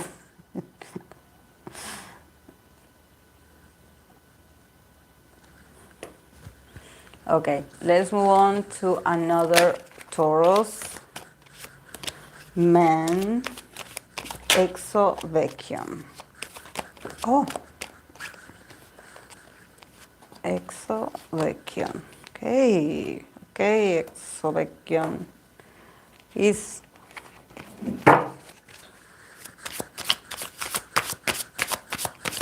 he's in a rush, Baekhyun. He's in a rush.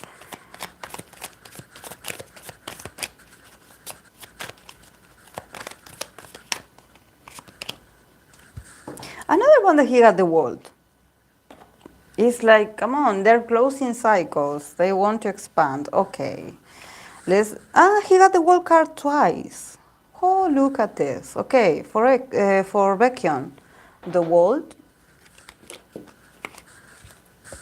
5 of wands, 4 of wands, 9 of wands, Knight of Pentacles, the Emperor, and the world. Again, the world twice. So I think that definitely, like, with the world card twice, I think that definitely there's something about Baekhyun wanting to leave the past behind. It's like he wants to advance. It's like the guy is in a hurry. And with all these wands and the Emperor here, I could say like Baekhyun is definitely a Taurus that is very influenced by the Martian energy. He has, and this is not the first time that I say this for Baekhyun, but he always gets a lot of wands. He always gets very heavy. And you remember that when I read for him in his past relationship with Taeyeon, he also got the Emperor. So definitely the guy is always this, even in his intimate connections, and also probably now with his business or with his own career. It's like the guy wants to move on. It's like, I'm already done with this. It's like he wants to close the chapter. It's like, okay, like I want a completion. I want to complete this and move on to something else. I think that honestly, he's trying his best to enjoy this process, this year, this everything that he's accomplishing on his own. Nevertheless, the 9 of Wands also lets me know that things are harsh. Him, having his own company is not that glamorous. It has moments where it's very fun. It has moments where he feels like he's winning. Definitely he's winning. I mean, the victory for him is already about moving on. Like he definitely wanted to change the way he was living life or the way he was living the career. He doesn't regret anything. It's just that it takes a lot. Definitely he is probably carrying with a lot of responsibilities, and he's doing this by himself, or he's probably I don't think that he's doing this on his own. I think that he has support, but there's something here with the card of the Emperor that the guy doesn't allow himself to ask for help. He probably feels responsible. He feels like he is like the head of of this project, of this new adventure of his. So he's like very mind, body, and soul invested in this. And I think that, from time to time, if you see him looking a bit stressed, it's because the guy is under a lot of stress. But nevertheless, he's trying to have fun. He's trying to hang out with others, like he's enjoying his life, He's like being energetic. He's showing off. He's not hiding. He didn't get he didn't get any cards that he's like hiding under a rock and just being like this very like weird musician kind of vibes, nostalgic vibes. No, the guy is looking at the future and what's ahead. Definitely with the Knight of Pentacles, there could be more advances in his work, in his brand. Individually, you could see him like, advancing with certain projects, probably launching something on his own, but it's a slow process. It's a slow process. And this is something that I said last year about Baekhyun and his company. It's slow. It's going. It's going. It's going. He's advancing. He's going. But it's just that, there's a difference between what he wants and how fast he wants things to go, and the money and the investment. The investment is sort of doing good. It's slowly moving. The numbers are slowly moving, but probably he will have to do a lot of gigs, I would say, to earn more money, sort of with EXO and also doing with others, collaborations. But I think that there's something very strong. He's very proud. He's very proud. Baekhyun he feels very responsible. He feels very responsible. And I think that he wants to do this on his own. He wants to succeed on his own, definitely. When I see the Emperor, it's like, even if you see him like he's quiet, or that you see, that it seems like he's very much on his mind, the guy is planning something. He's being strategic. He's definitely thinking about winning something. I think that he's in a battle with someone.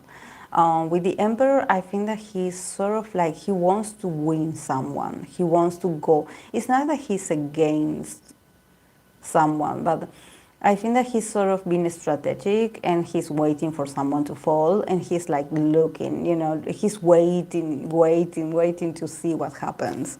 But the World card again, Ascension. So he will get this change. But I think that there's some, he could be waiting for someone's fall, for his very special enemy, private enemy, personal enemy, and he's like waiting in the shadows. Because this is something that I always get from Baekhyun. Baekhyun is very much into leadership. Even if you see him like just very chatty and doing networking here and there and jumping here and there, the guy is very focused. He knows what he's doing, and he is waiting for something. He's waiting for someone to fall. So he's like expecting. I think that he's exchanging, sort of like rumors, and he's like, oh, did you know about this? Did you know? He knows. He's very smart. Very smart.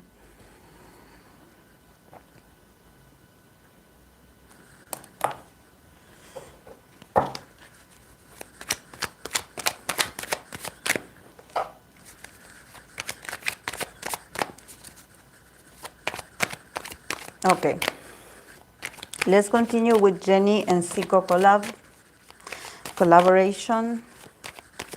I told you that the Blackpink members were going to be seen more often interacting with different male artists or males just in general. The other day I pulled cards for her and a TXT member, Jenhoon. And we had been talking about Lisa and another member, and now Rose, another member. Like now that they're free, you're going to hear about the girls working with other artists. You're going to see them everywhere. So yeah, so don't be surprised if I'm reading today for Jennie and next week I'm going to read for Jennie, not for Jennie, for Lisa or for Rose or for Jisoo in another collaboration, because they are in their, socialite kind of, era. You're going to see them, have fun and just making collaborations with other important people. And, not like before, where they were very restricted when it comes to seeing them interact with others. Now they are going to go and interact with people that you were like, oh my God, they, she's talking to this person? Yeah, she's talking to this person.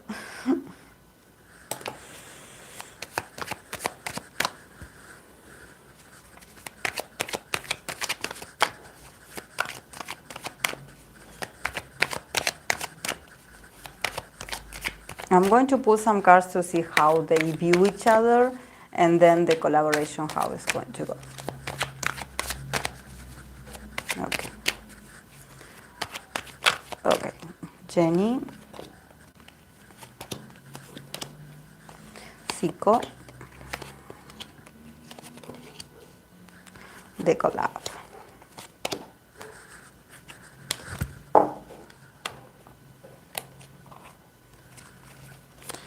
Okay.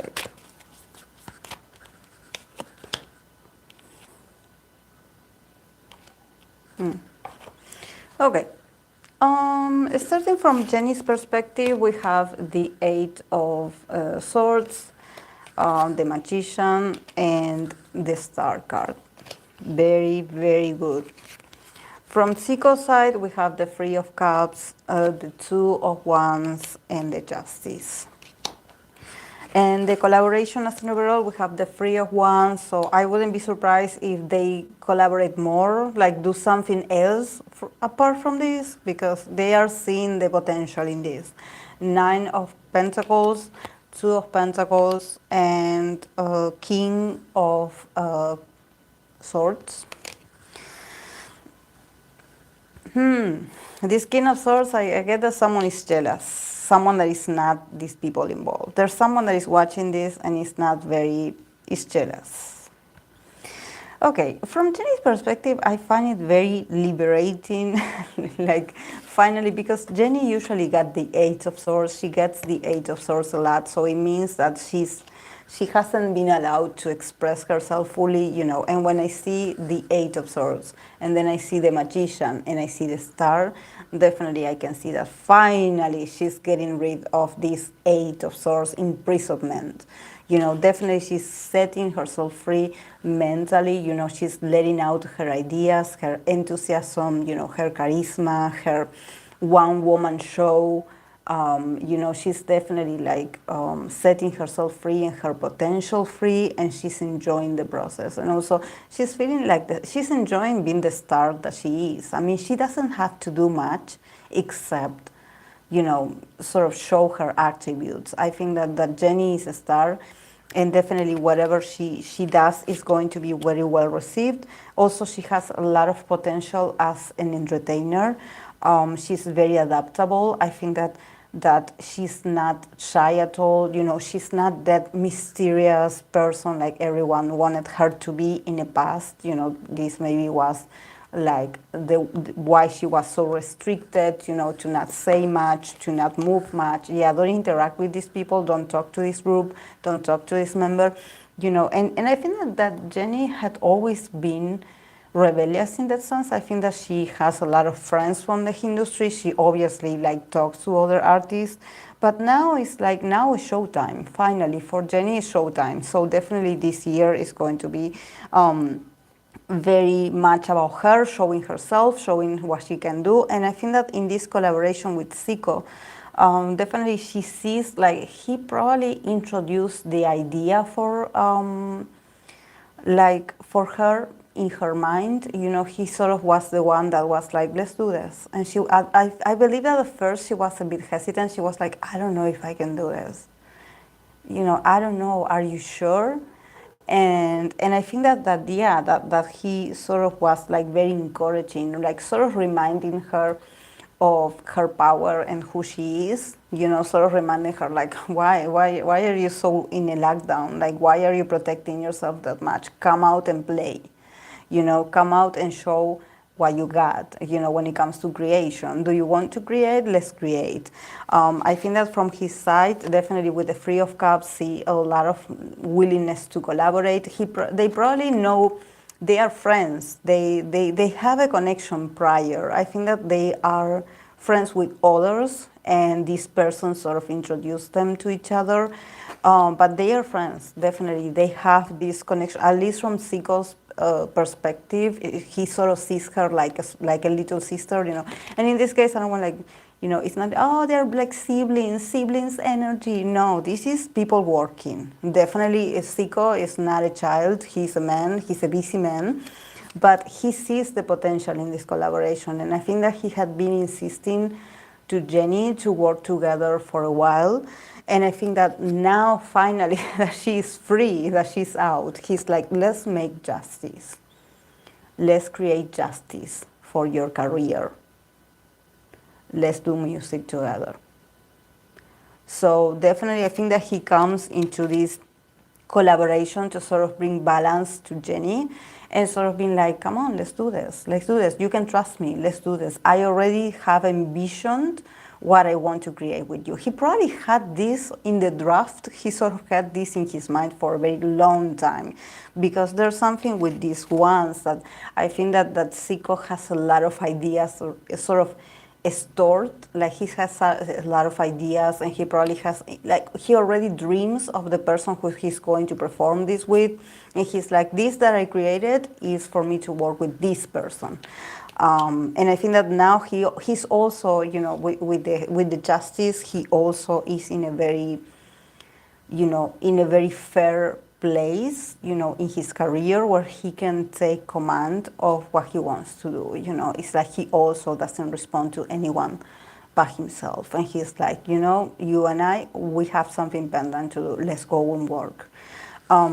The collaboration, definitely. I think that they could work in some more songs together. I don't know. Is Jennie going to release an album soon? Because I could sort of see him like being involved in other projects of hers.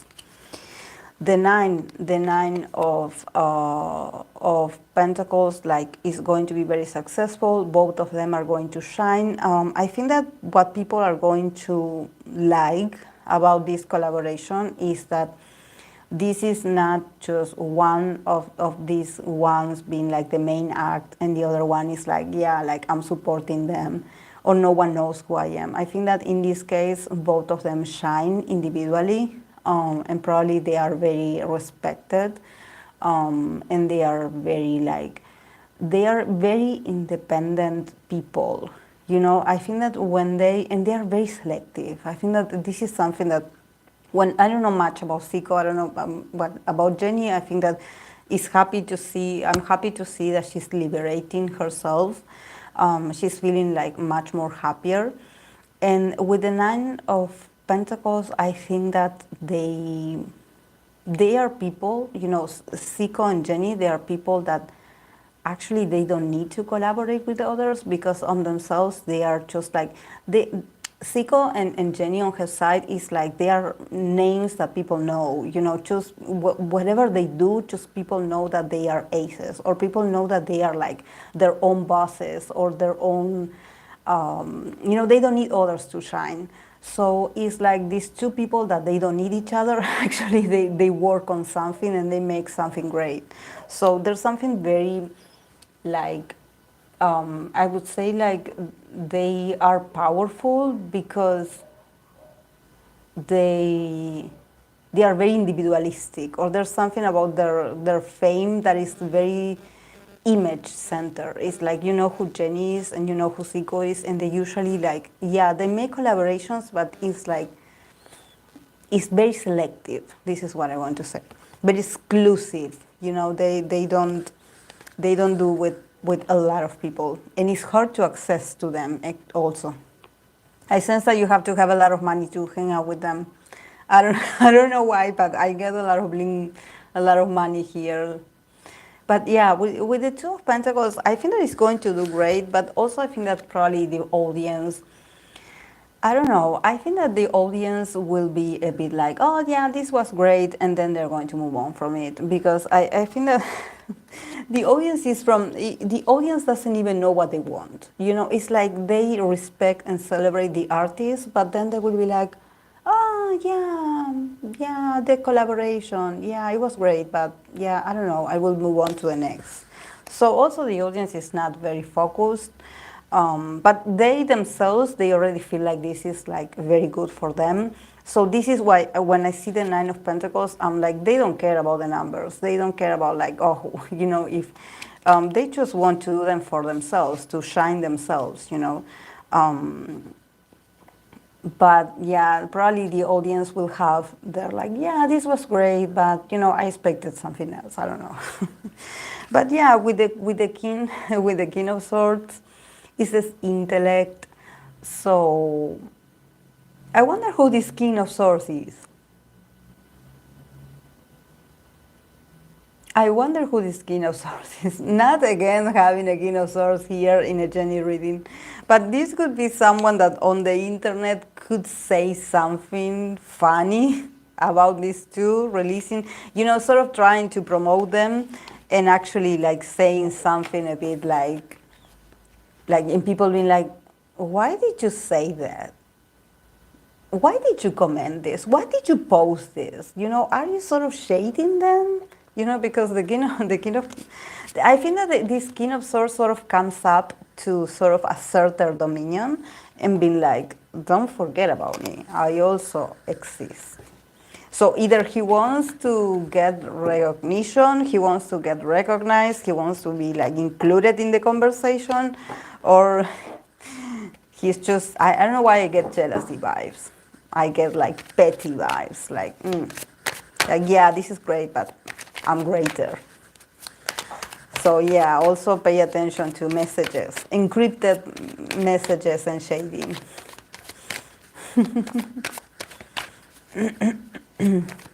Yes, I did, Flappy. Yes, I did.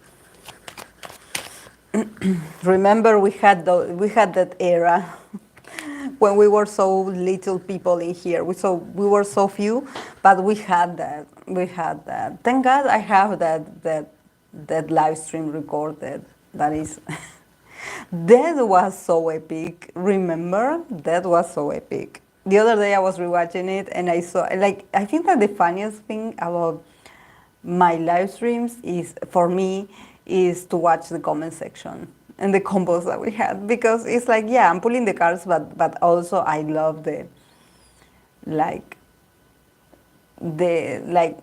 ideas that we have and opinions, you know, and how we try to sort of come up with, oh, who is this? And then a week later, something happens, you know, and we're like, we are surprised. Surprised, not so surprised anymore.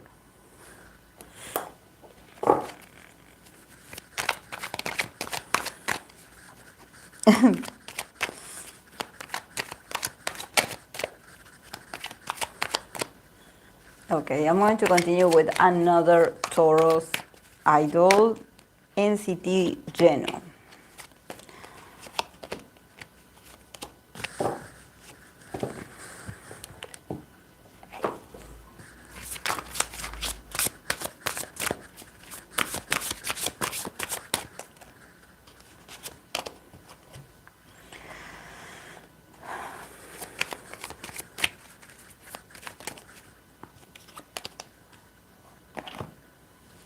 Okay. NCT Jeno. We start with Jeno with the 9 of Wands, 6 of Swords, Five of Swords, Six of Pentacles, Six of Wands, Victory, and Ten of Cups, Honor.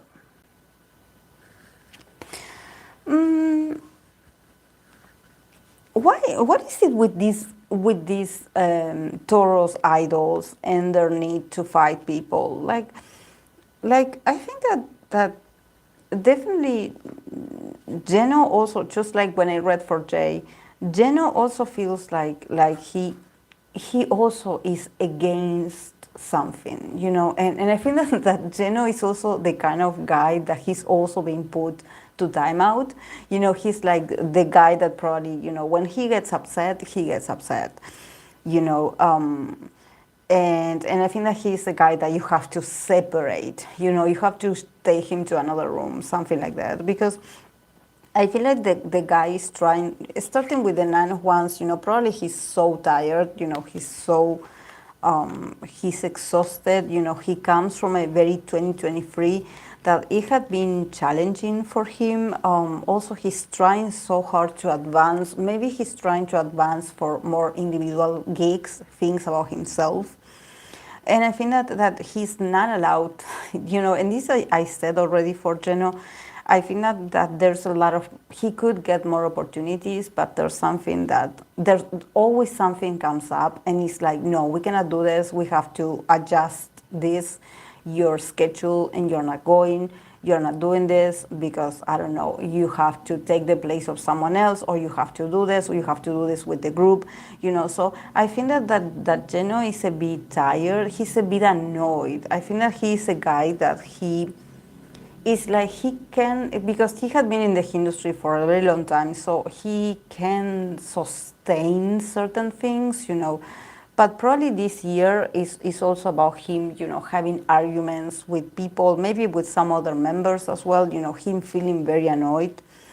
You know, just feeling like, you know, I wanted to do this for myself and I couldn't, so I feel like you guys don't leave me room to grow.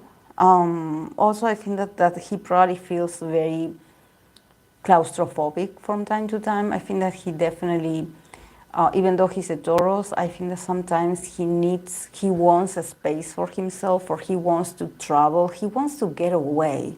You know, he probably wants a vacation as well. You know, there's something about him wanting a bit of space and freedom. It's like he's just tired, you know, he's tired. He probably is tired of other people's drama, of, you know, hearing. Like, I think that definitely sometimes people, like circumstances around him and everything, it just gets very crowded for Jeno. Like, it seems like, you know, it's not to say that he doesn't have his issues, but you know, when you, I don't know if this is the reality, but when you live in a dorm with a lot of people, and it's like you're always in the middle of someone else's business. It's like you probably start the day like feeling like great, and then you hear that someone comes with their issue, and then someone else comes with their other issues. You know, it seems like the atmosphere of the place that Jeno is in is like a bomb. You know, it feels very heavy energetically. It feels very tiring. It's like, I want to get out of here. I want to go and travel. I want to get out of this place, of this room. Like, let me go. Because I think that he just wants tranquility. He wants to be at peace. And I think that he hasn't had peace for a very long time. I think that the guy is very, he's feeling very susceptible, and probably 2024 is going to be a year of where he's trying to not lose patience, but I think that there comes a moment where you cannot help it, like, you know.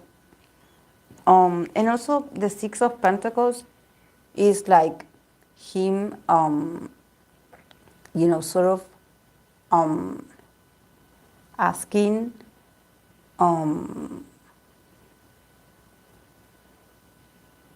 you know, like asking others for, like, you know, give me back my peace, like give me back my tranquility. Like I think that he also wants to change some, you know, some conditions in his contract. You know, it's like, you know, I want this to be more fair for me. Like I cannot continue working like this. I'm tired, I'm exhausted. With the six of wands, definitely he can actually be victorious in this at the end about what he wants.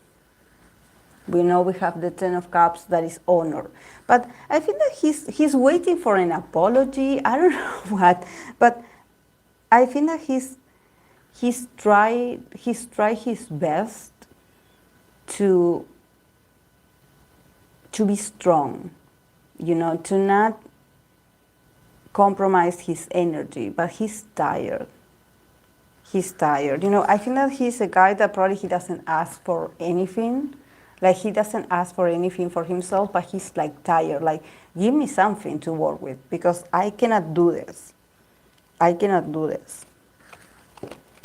In his case, you know, it's very different when I read for Jay, that I said like sort of that Jay has has to adapt because it is what it is. He's not doing that bad. But I think that for Jeno, there's a possibility for him to actually him getting a more fair treatment. Definitely. There's a possibility to talk things out and be like, you know, I can we change this? Can we, you know, I want to change some conditions. With victory is like you shall receive what you're asking for. And the Ten of Cups is also like rebuilding his connection with his community. You know, he probably, I think that the guy needs to move out. I think that he needs to live somewhere else because the environment is no good for him. The environment has gotten very toxic. And I don't know if this is something that it has to do with Geno's popularity or with his, I don't know, maybe he had been like working very well, or he has like, or he's about to receive something, like, you know, something nice, and he's like, because, you know, maybe there's tension because of what he has been getting, and people are jealous, and he's like, oh, you know, I don't want to be in this environment. Like, I don't want to be surrounded by this hostility or negativity, you know. So I definitely think that he is asking for a change of, you know, locations. Like, get me out of here, because I think he's trying to not, you know, not get physical. He's trying to not get, you know, but I think that he's not a child anymore. You know, he's not a child. He definitely doesn't want to live in that condition. You know, he doesn't want to live like this. It's like, give me something in my favor because I cannot live like this. Okay, Infinite Sungyu.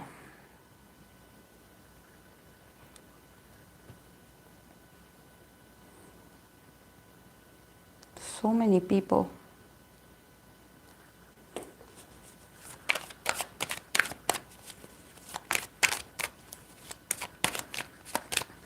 Okay. Infinite Sungyu. Oh.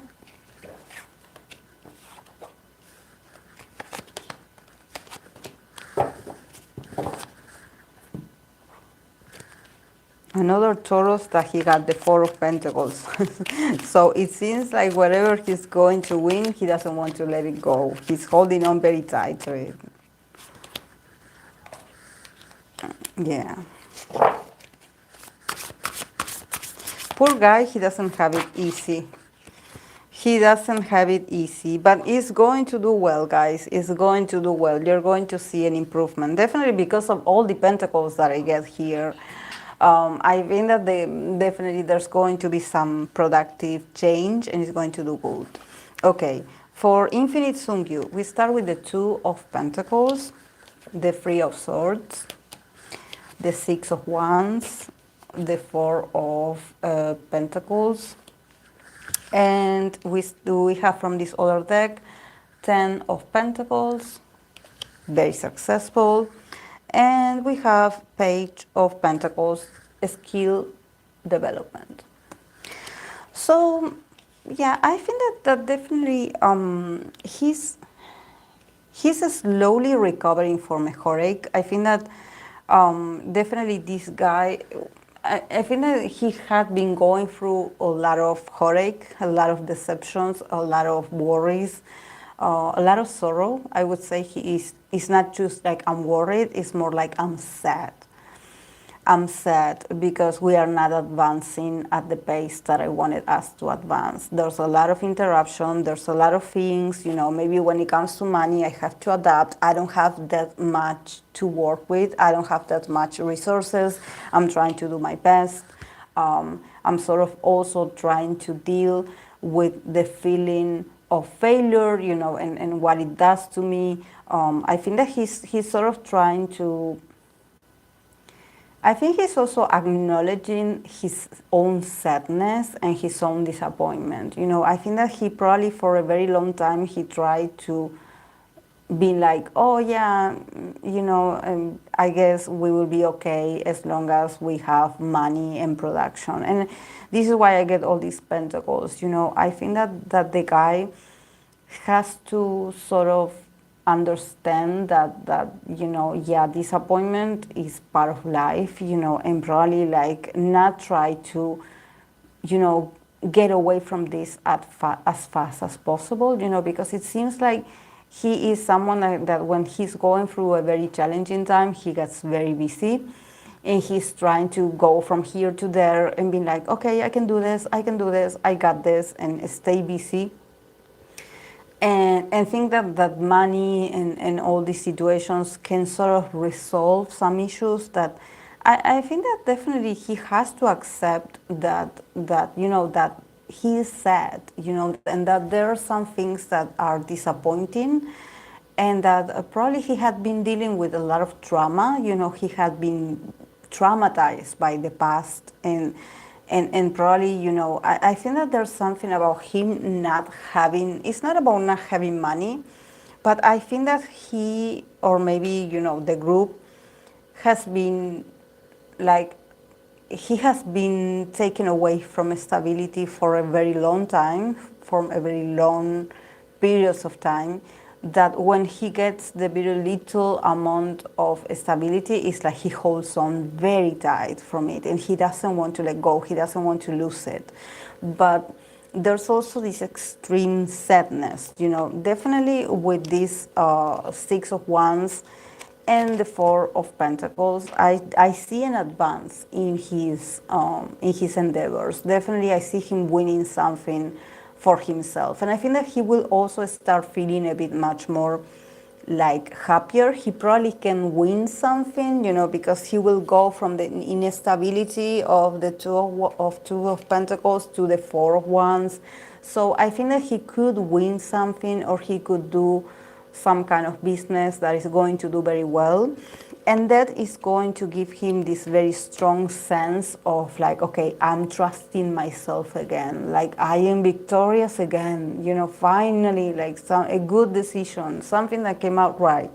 And I think that he's going to hold on very tight to it, and probably he's not going to be adventuring into something else, or probably like he will not want to risk the money or risk the victory or risk, I don't want to do any crazy, investment, nor, crazy, no, I don't want to waste my money. It's like whatever I'm winning, I'm holding on to it.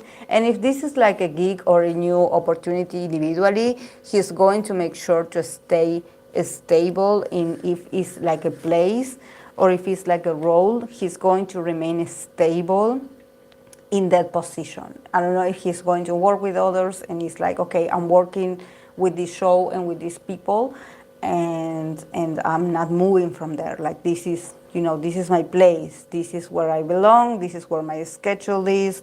So probably I think that I don't know. I don't see much about the group.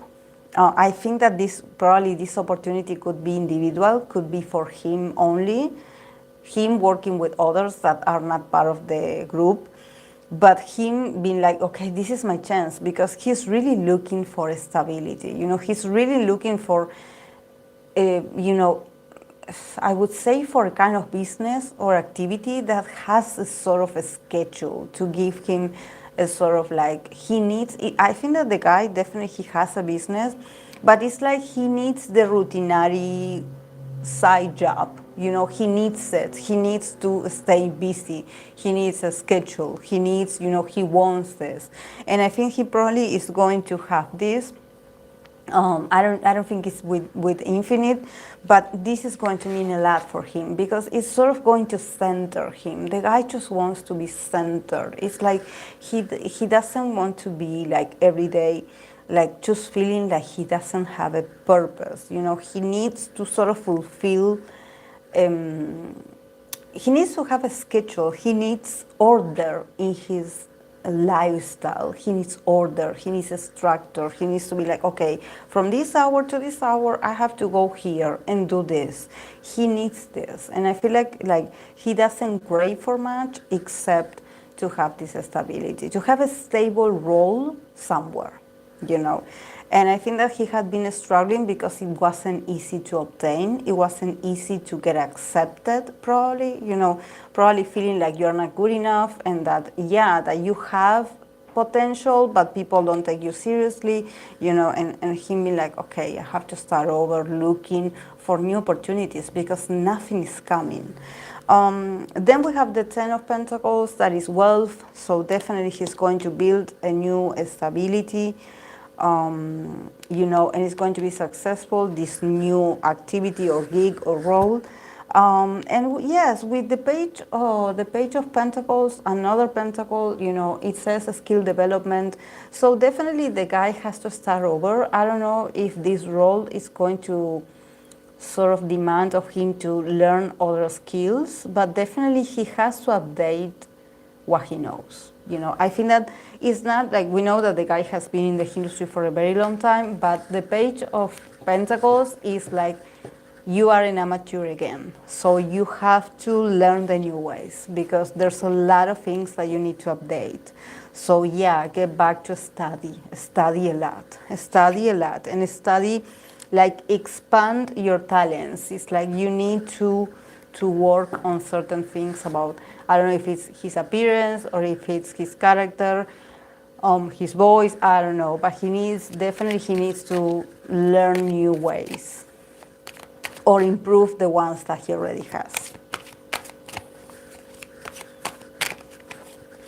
Okay, Exodio, solo comeback.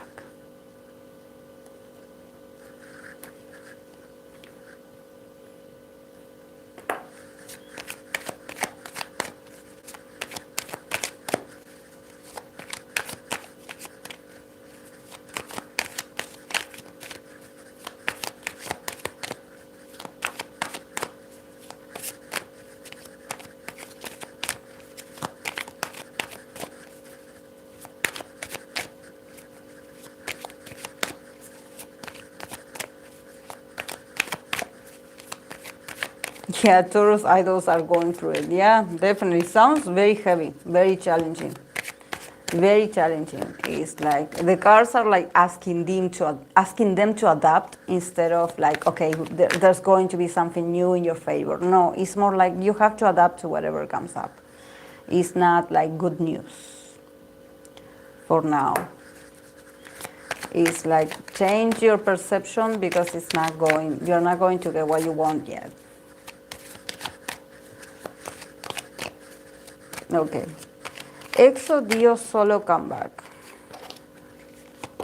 Didn't Dio have already another comeback? I don't know why I felt like I read for this already. But maybe it's a deja vu of something that I did last year.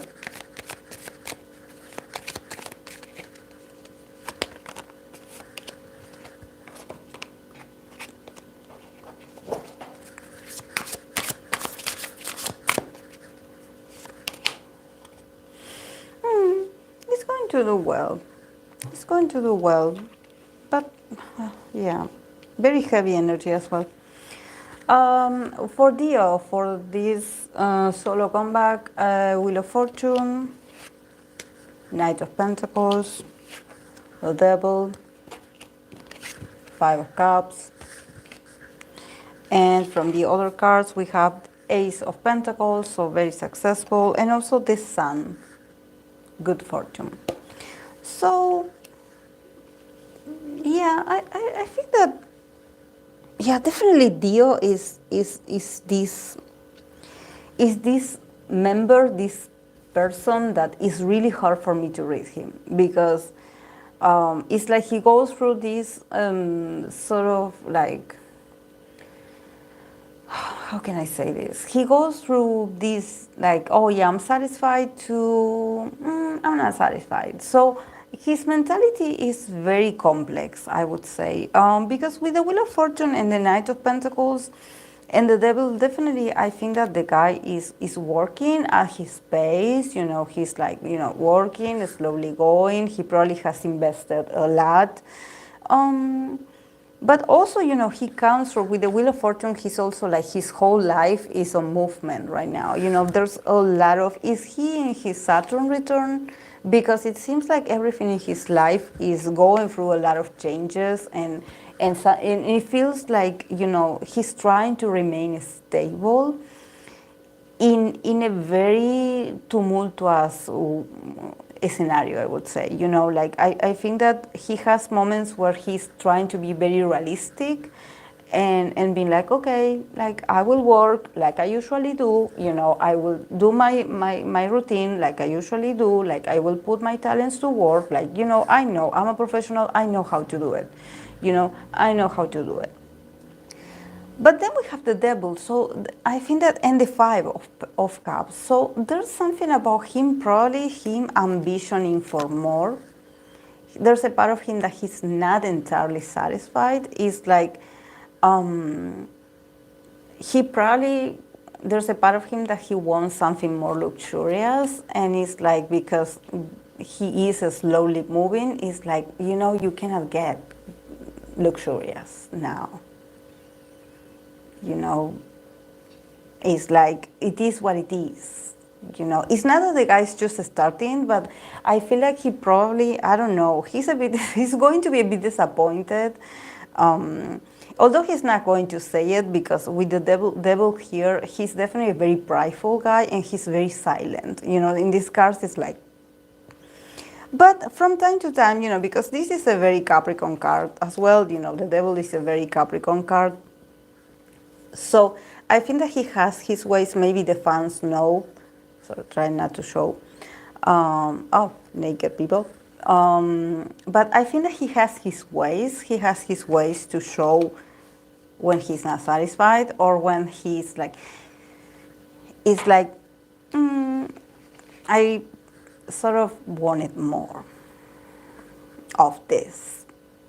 It's like, and this is not, you know, about like, you know, this is not others' responsibilities, but I think that he sort of has, he looks for excellence, you know, he probably, there's a part of him that he's like, he wants the best of the best. There's something that about him being very ambitious, you know, and probably, you know, the conditions right now are very simple, you know, there's something very simple. It's like, probably there's not much money, or, you know, he's sort of like, oh wow, yeah, this is, yeah, this is okay,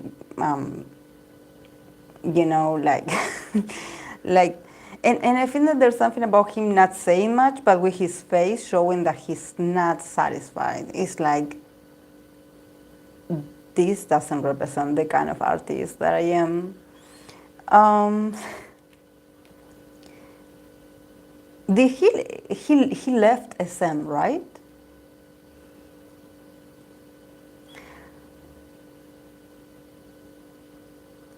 Ah, he's definitely hitting the gas now that he's free from SM. I think that he could have a bit of regret of leaving SM.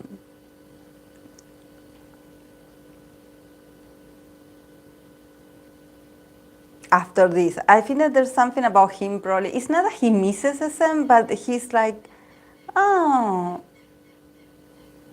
I guess you guys don't do this here. I'm sort of used to working like this. So, so he could be a bit nostalgic, you know, from time to time with the five of cups, you know, being like, ah. But you know, because this is something that I believe I said when I read for Baekhyun and Jaemin. I think that you definitely need the support of others and sort of the feedback of others that are already in this process of leaving such a company.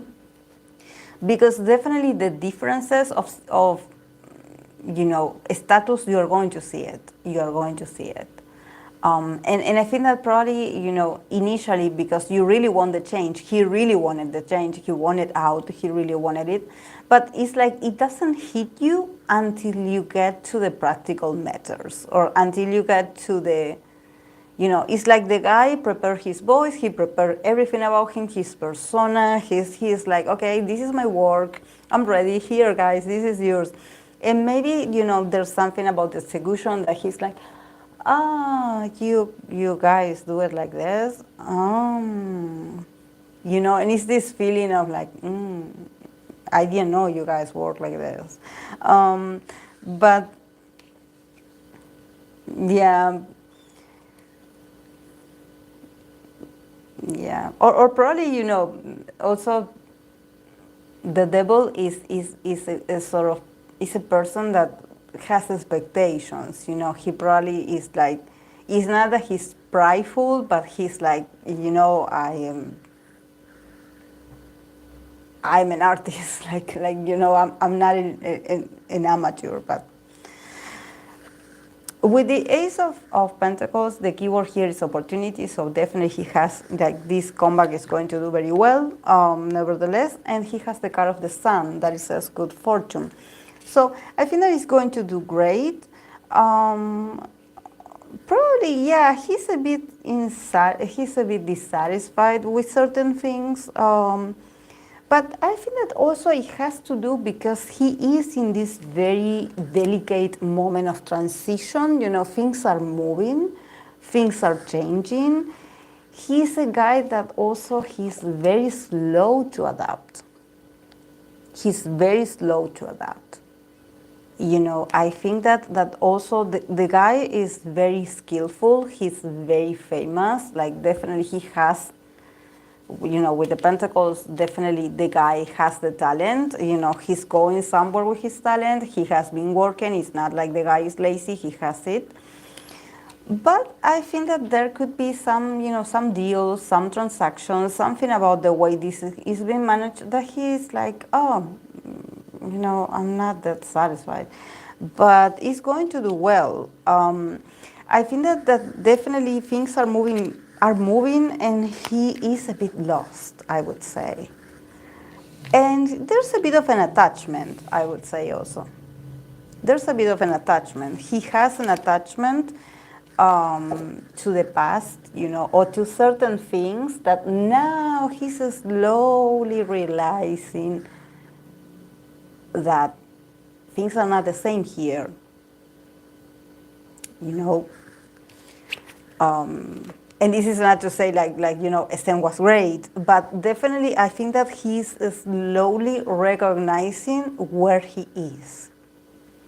You know, it's like when you start working for a company, when you sign the contract and they want you in, it's like, oh yeah, congratulations, yeah, this is great, oh, yeah, we love you, welcome. When you start working, that's when you start seeing certain things and you're like, oh, okay, I kind of agree with this, yeah, this I'm not sure, but yeah, I guess I'm already here, so I have to adapt, you know.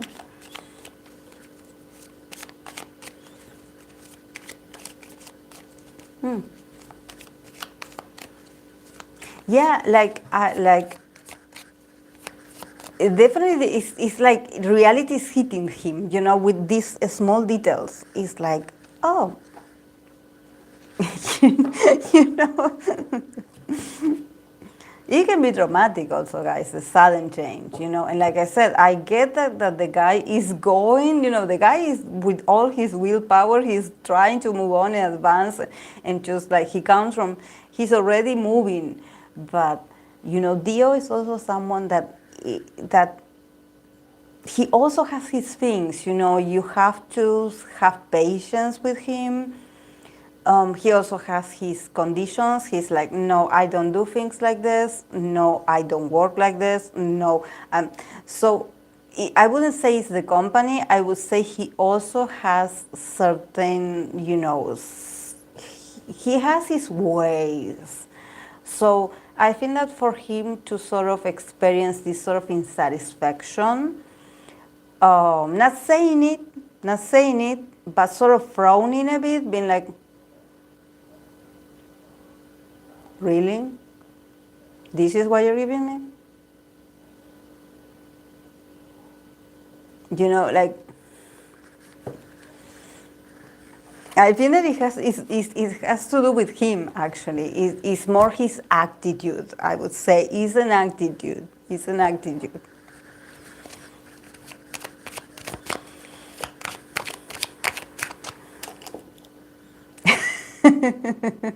Yeah, definitely. His character is unique. This is why, like, when I'm reading for him, I get the cards are very successful, guys. The comeback is going to do great. Like, it's also going to give him more opportunities to keep working. But nevertheless, he has his things, you know. He is a bit of a nitpicker, you know. He's like, that I don't like. You know, you know, like, yeah, yeah. It's like, and the guy is just starting with this place, you know. It's not like they done something awful, you know, like. And there's something about it, about him not saying it. It's like he's not complaining. It's like he's looking at it and he's like,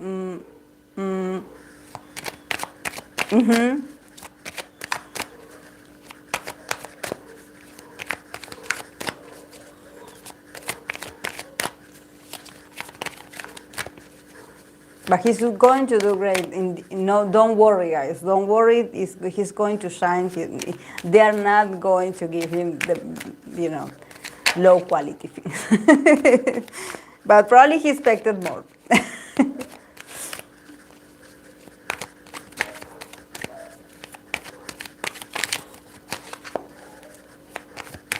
Okay. Ateez comeback. Let's see, Ateez. Multiple free cards. More 4 cards, please.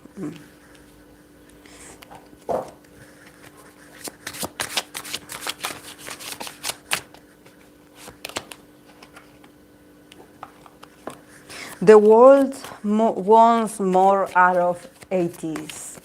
The world card today came out a lot, pretty often, I would say, very often. The Sun, very well. Yeah, a lot of kings, like a lot of Ateez members are going to shine. Like I get two in particular, but King of Pentacles, King of Swords, the High Priestess, Six of Wands, the World card, and the Sun card, Clarity. So yeah, very expansive, very expansive. Sorry guys, my hair bothers me.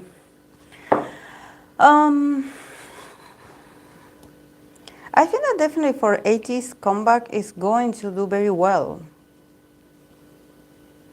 But I wonder, you know, this High Priestess in here. I'm like, could it be that they are sort of working with someone, with another male artist, and they are sort of keeping it a secret? And then they're going to sort of let people know?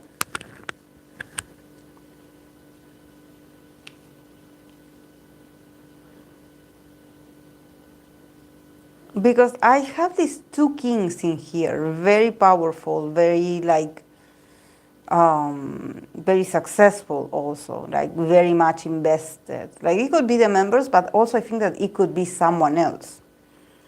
And they are sort of hiding this person. It's like a secret, but it's going to be revealed very soon because it's going to be like actually it's going to bring much more success.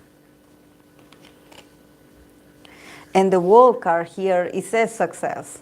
So it's going to, maybe it's going to be a song or something that is going to be very trendy.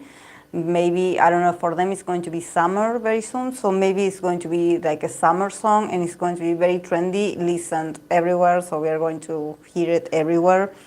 And also with the sun, you know, because we were talking about I don't know why I get the feeling of summer vibes, you know, like a lot of like them showing themselves. It's like we are shining, like you know. So but I think that there's something about this project that there's is very important, and they have been keeping it a secret. Like is like secret. Is like we are hiding this because we are, it's like we, I think that there's something about Ateez that I'm getting from this comeback. Is like the guys are being very strategic, and I think that this is what is going to be part of their success, I would say, and how they're going to keep advancing in their careers. Is that they have this element of surprise, or they have this element of, it's not shocking. It's not like, oh, we are going to shock people. But I think that they just know how to collaborate, or they just know who to ask advice from. I feel like the group is not alone. It's like they are being sort of like accompanied by other, or someone very influential.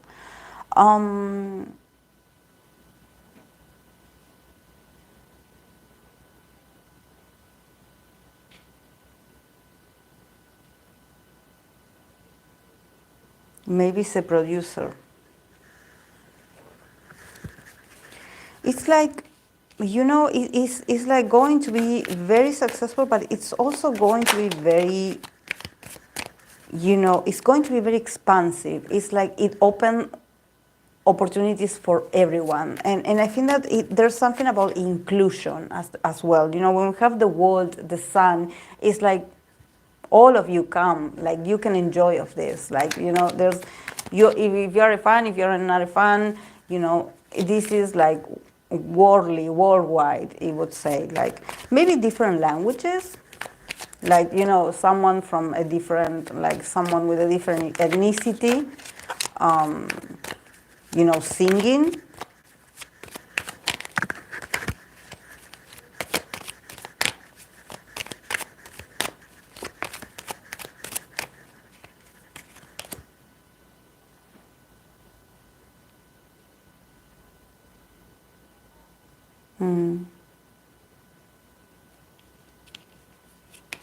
Seven of Wands. So yeah, it's about like defending themselves, or defending the craft, or defending. It's not about defending the group, but it's more like, it's like it's very. I think that this concept is very faithful to this message that they have. You know, of being the underdog, you know, and sort of like, you know, fighting against other people's, you know, expectations. I think that they are staying faithful to themselves as well. With, if this is like a message, if they are staying faithful to themselves, and it's going to be very passionate and very energetic, like they had been doing this. Definitely, this has their energy. You know, it's not like they're not going to give you a basic song. You know, no, this is a very Ateez song. But yeah, it could break some stereotypes, I would say. Like something they are like, I don't know. But it's going to be very catchy. It's going to be very like very summer vibes. Summer vibes.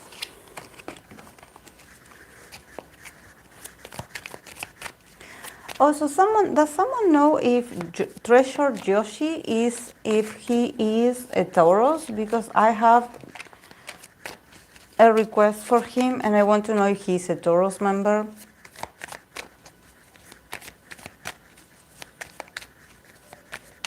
Yeah, I'm also curious, Fluffy.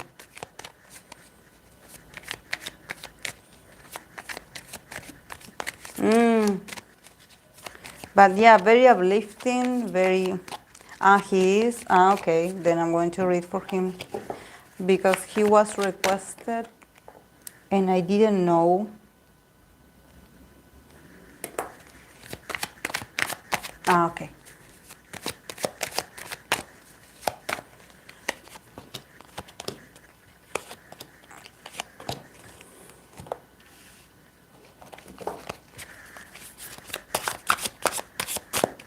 I love it because his cards is all about no love, like because he had the Two of Pentacles, the Two of Wands, not the Two of Wands, the Two of Cups in reverse, and I'm like, oh, is this about the dating show?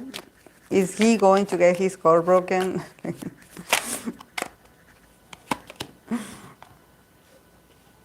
Yeah, because if we start with the Two of Cups in reverse, I don't know why is it in reverse if I put all the cards like upwards, but well. The Emperor, Six of Wands, and Six of Pentacles in reverse. This is another card that a lot of Taurus idols also get. He also got the Five of Wands. So yeah, what is it about this guy, Joshi? And also Page of Swords, Curiosity. What is it about this guy? I think that also, like, this is something that I'm getting a lot on these readings that I've been doing today. It's like there's a part of that is like, yeah, you're going to do good, but then there's another part that don't expect that much. It's like, I don't know, the cards are so, I don't know what is it about this Taurus season that is going to be, I don't know if it's Taurus season, maybe there's another planet, another like placement, whatever is going on in the heavens, in the sky, with the energies. But it seems like it's going to be challenging for idols in general, because like the guy is like, there's something that is like, he has some issues with connections. You know, we start with the Two of Cups in reverse, so I wonder if this has to do with the show. You know, if he actually like was hoping to make like a connection with someone, you know, and sort of advance, and I think that it's in reverse. So there's something about like no connection. But the Emperor and the Six of Wands sort of lets me know that even he can have like these problems with connecting with others. But also the Emperor and the Six of Wands lets me know that the guy individually, he achieves a lot. And probably, you know, he has like a great... The Emperor is someone that is very intimidating, you know, even though he... You know, he probably is trying to connect with others. You know, he's trying to be like a better company. You know, he's trying to open up. You know, he's trying to express himself. The Emperor, it seems like his energy is very intimidating, very intimidating. So I think that there's a part that is like, you know, maybe you will not get the feedback that you want in these connections, or I don't know, maybe... You know, I think that this is not just the show. Probably it happens to him in other areas of his life where it seems like the guy shines better or shines more when he's on his own. You know, the Emperor, it does, and with the Six of Wands, it does that the guy is like, he's going to be a winner in a lot of situations, but probably these winnings are going to be by himself. You know, there's something about him... probably, you know, is he a leader? I think that Treasure has a lot of leaders. I think that he's not a leader, But the emperor shows a very, someone that, we were talking about this about earlier about being able to take up space, and I think that there's something about him. Probably he doesn't say that much, but his presence command a lot. It's like he is very magnetic, or he has this presence of leadership and ownership of his own energy. So somehow, like the cards is like, maybe you will not get what you want, but you still have yourself. Like you have a lot of charisma, you have a lot of potential. Like you are going to be a winner anyways. And sometimes, when you don't get what you want or you don't get the result that you want, sometimes that's the best. That's the best when you don't get what you want. Or probably, I don't know if maybe, I don't know about Treasure's dynamic, but could it be that there could be people that could be like, oh, he always gets this because he is pretty or he shines or he stands out, and this is not fair? That they give him this just because he, I don't know, he shines, and there's something about his ego and maybe his presence that maybe he's popular, but some people don't like it. I don't know why. I get that some people are a bit like, yeah, like you are loved or you are admired, but that's not fair because there's others that they are doing more than you, and they don't deserve the same. So I wonder if they sort of will give him, they will let him win something, or they will acknowledge something, and by doing this, some will get offended, or maybe, I don't think it's the members, but I think that the guy definitely has a very strong, I don't know why I get this very strong, he gives me Aries vibe, because the Emperor is the ultimate Aries vibe. But it's not that I'm talking about, I know he's a Taurus, but I think that the guy is just, I would put this guy as a soloist. I would say this.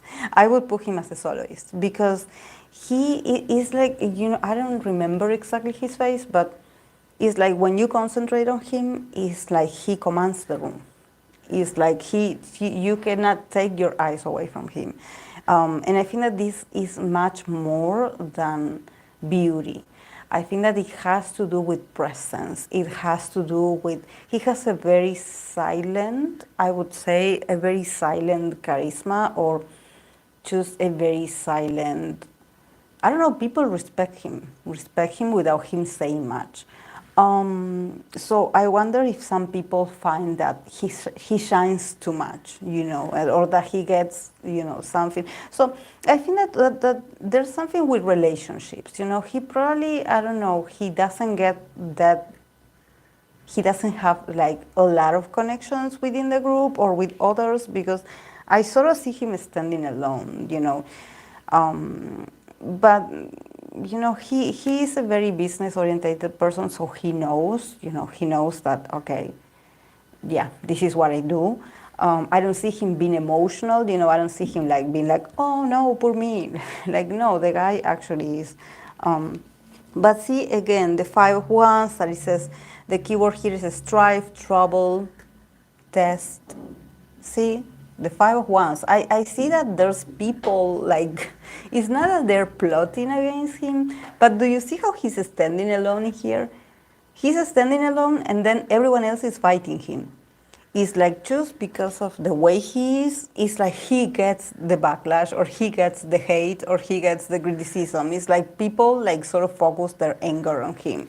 It's like, look at him, like he also made a mistake, and the guy probably is just standing there like, what did I do? Like, it's like he is the kind of person that he probably attracts a lot of attention to himself, and not a very positive attention, And also, he's surrounded by a lot of competitiveness. He's probably surrounded by a lot of fire elements, so he also attracts some very competitive people that is like, get out of my way, like, and they also, I think that there's a lot of people like, looking at what he does or what he says or what he accomplished, is like, oh, what did you get? Why did you get that?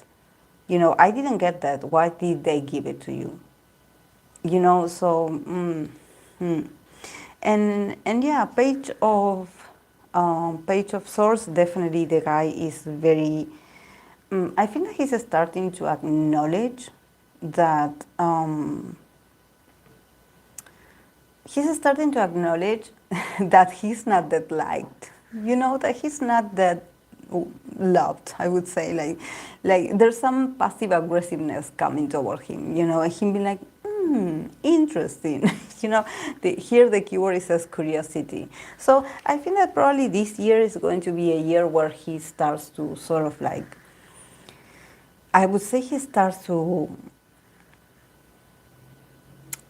sort of have a very healthy curiosity about like, okay, why do I attract situations like this? I think that there could be some conflicts against him. I don't know. I don't see like the internet. I don't see, but I think that there's something that maybe people will find unfair. Is like, why is he victorious in this? He didn't do anything, for example. I don't know. And I think that he's always in the eye of the thunder. I don't know. But I think that he's trying to learn. He's trying his best to learn and probably pay attention and just observe and maybe ask people around him, like, why do you think that happens to me? Why do you think that I get. It's not that he gets in trouble, but I think that he's always like, when there's a disagreement or there's something, he's there. He's being mentioned, and it's like, but why? Why me? I didn't do anything. Like,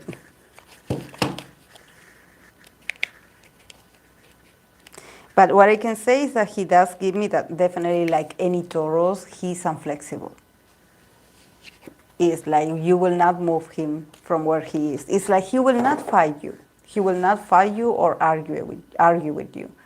But definitely, if you give him recognition, he's also going to take it. And he's going to be like, oh, yeah, cool. I like this. I like this.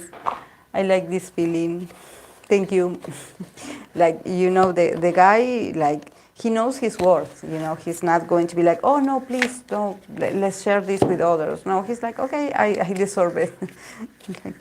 This is good. Thank you.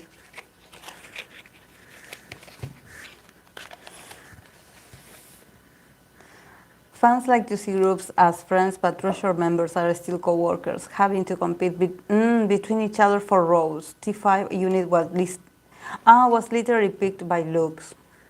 Yeah, I know, my bias is in there. Yeah, I think I remember. I saw a clip of I believe it was this guy, the CEO, that was like asking them who did they think that, if they think that they were the most handsome members, and they picked the members for that. I remember that. But yeah, it's just that I think that also it has to do that there's a lot of members.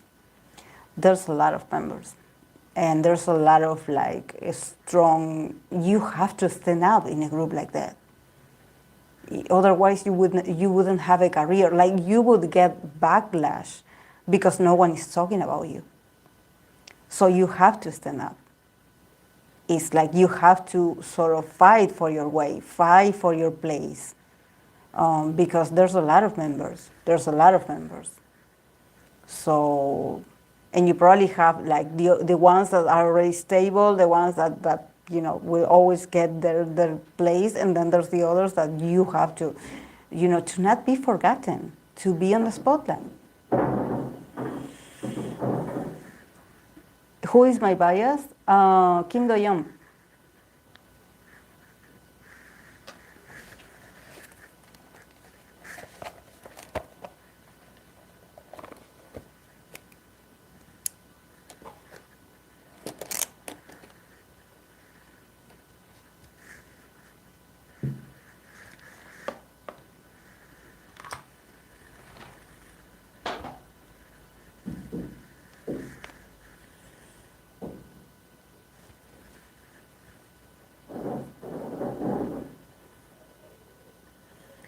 Who are you ready for on Wednesday? I don't know. I was thinking maybe, I don't know if we have any couples. any couples left because former couples, because we could continue the why it didn't work, like the breakup readings, like to see, or maybe we can see if there's another Tauruses, because I'm sure, but we are just beginning in Taurus season, so don't worry that we will get there. There's a lot of weeks, but yeah, um, yeah. Um, and yeah, the next Saturday I want to do the readings for the other Asian idols or actors. Um, but yeah, I was thinking, I don't know what you think, guys. What do you have in mind, Chachalino? Oh, Saj. Yeah, he's so beautiful. I love him. I have a thing for pretty faces, guys. I have this is my, I love pretty faces and bodies, honestly. I'm not going to lie. Like, um, definitely. If it's combined, the better. Um, from Doyoung, I love his face. There's something about his face that I find it very beautiful.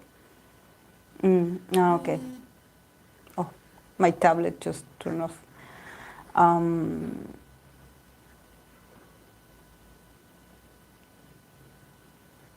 Thank you, Akira. Um,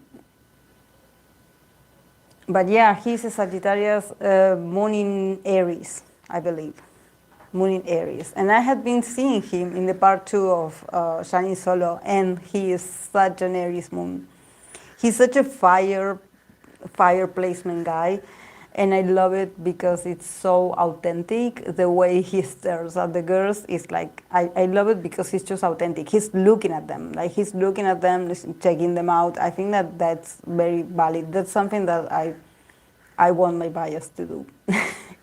Instead of acting like, oh, I never seen a woman before.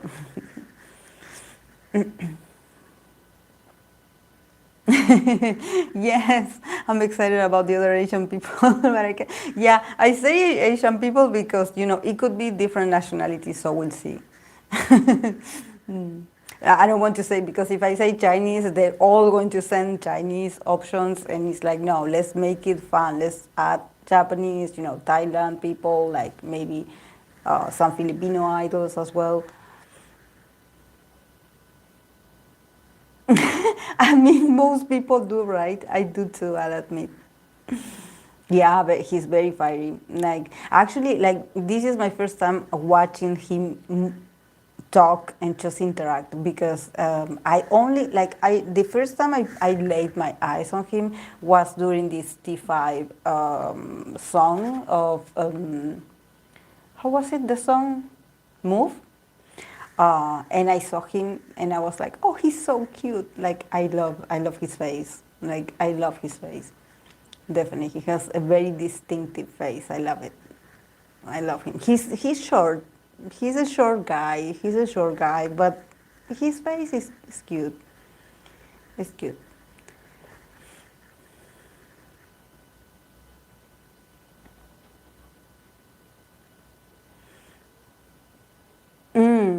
As well as too much.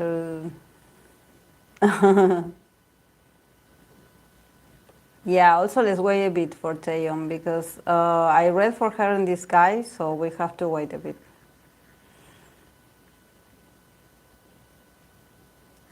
I don't know anything about Treasure. I only saw them at Mama this year, that rap song. Yeah, they're amazing at live. That's one of the things that I was like, oh, these guys deserve more recognition, because the way they hype up the crowd, amazing. Like, I like it. I like it. I love their stage presence. Like, they are great. I hope they get more recognition and more comebacks, because if it's YG, probably won't come back every 3 years.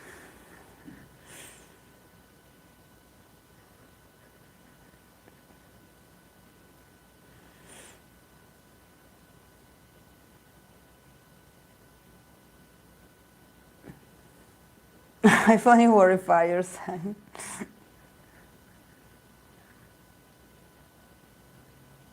Yeah, check this out. Check this the show.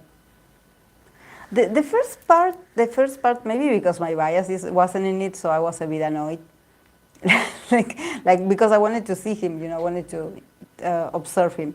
Um, but yeah, the first part was good. I think it's very interesting to see idols like this. At first, honestly, I was telling Hope, I was like, are they for real? Like, do they really act like this around girls? Like, because this is not fans, this is just regular women. I understand they are attractive, I understand they are strangers, but some of them, actually, I was worried about them. I was worried about them. I was like, you know, like seeing two Leo idols just wanting to hide, run away and hide from this woman.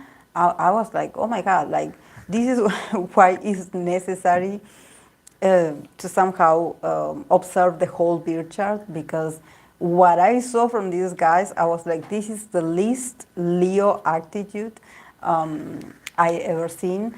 But honestly, coming from my own experience, like getting to know a Leo guy with a lot of Virgo placements, I kind of saw him in these guys, in these introverted members. Of course, he wasn't ancient, but I think that I remember him being the shyest, like him being really very awkward socially. And I was like, are you really a Leo? Because, usually Leos are supposed to be, I believe that he had also social anxiety because like even when I saw him work with people or interact with people, he would get nervous. He would get nervous. So I guess he was also like suffer from social anxiety. It's just that he didn't know back then. But he was super awkward, like super awkward. And from these guys, I saw the same. And I felt very sad for them because I was like, oh my God, why would you put them in a show like this? Like. So they are not all participating at the same time? No.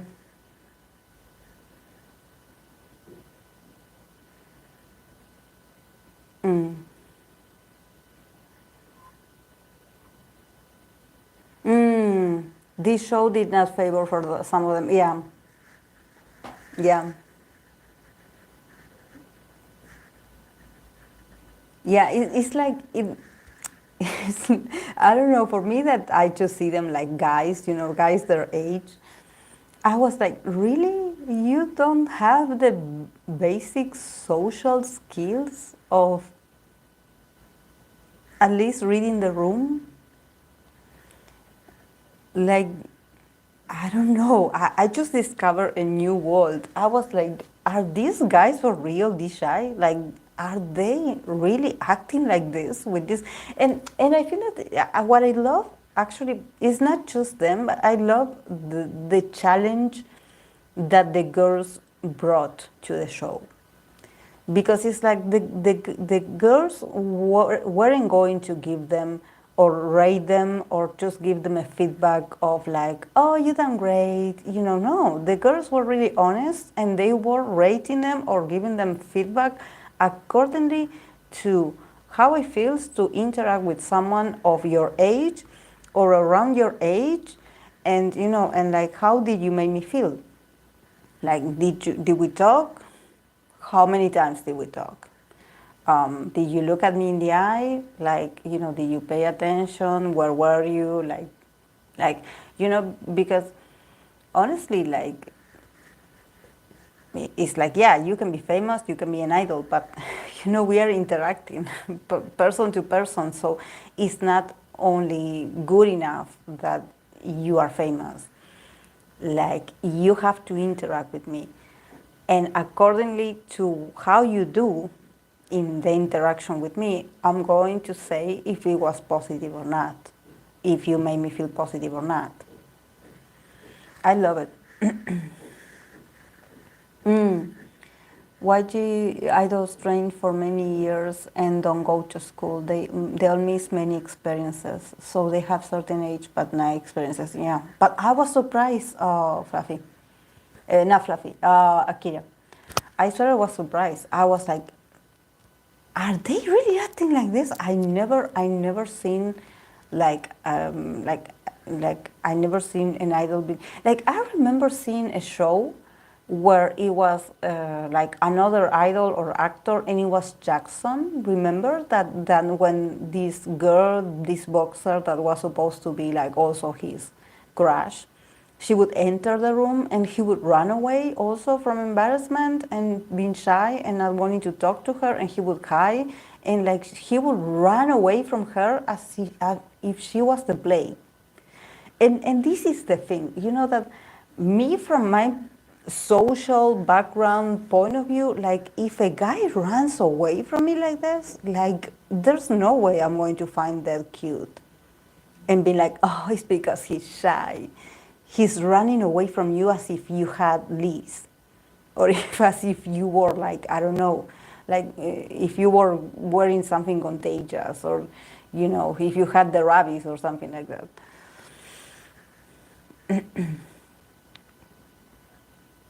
Is Crazy Treasure, wait, is Crazy Treasure have 10 members, but only 3 of them are introverted, the rest are so shy. Yeah, and also it's a very different kind of introverted. You know, I thought I knew introverted. I thought that I knew introverted, that introverted is the one that doesn't initiate the conversation and probably is looking at the ground. But running away, I was like, oh my. Could they be pretending though, you know, to appear shy and awkward to fans? Because imagine if one of them is, yeah, definitely. Yeah, Fluffy. I also thought about that.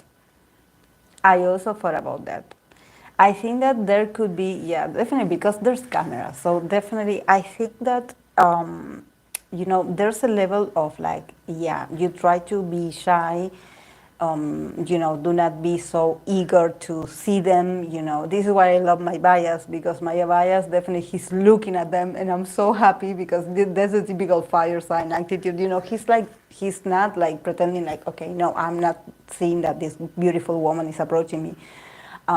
He looks very happy like to interact, you know. And he said himself that he's very extrovert and social. So, but I think that there's definitely, they are being asked to, you know, it's like, because the girls are so beautiful. The girls are so beautiful. So they probably are being asked, you know, because this is a show recorded for their own channel. So definitely there's some restrictions. It's like, you know, if you stare, don't stare too much, you know, be careful, like, you know, be a gentleman. Definitely, yeah. Asaki running away. Was it something felt from the public too with Jackson? Because if so, then he's just pretending I don't buy the innocent act from idols or most of them. I will find the clip and I will show it. I will show it to you, Fluffy. I will show it to you.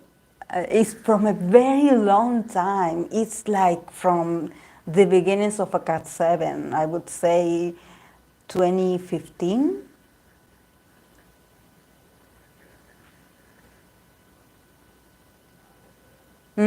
Yeah, I know, Fluffy.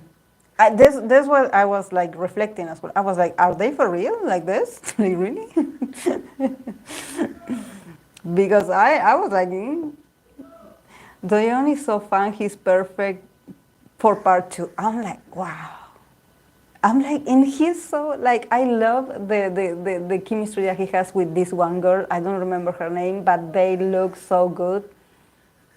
I'm like, I love it for my bias. I love it. He looks so cute with the glasses on. Like, because part 1 felt like the girls made more of effort to get to know the guys. Like they took the initiative more. I love it when they were seated like sort of like a guy, a girl, a guy, a girl, because in the first part they were all like sort of together, you know, like they wouldn't like even sit next to the girls. And the girls really try their best to give them the opportunity to open up. It's like, I'm sort of waiting for you to start a conversation, or maybe I will start the conversation and you can continue it. But there's some in the first part, you have to watch it. There's some that I did love, appreciated the feedback of one of the girls, but she sort of got on a moment that I thought that it was very rude. And I love it that she caught it and she sort of like gave them a feedback, because I think that, you know, I understand that they are a group and of course that they are very comfortable with each other, but there's a girl that she's sort of looking at you and what you're doing, and like,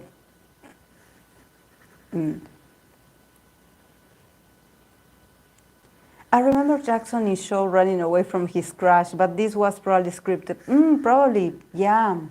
The girl was like a wrestler, a boxer, something like that. She was part of the boxing scene.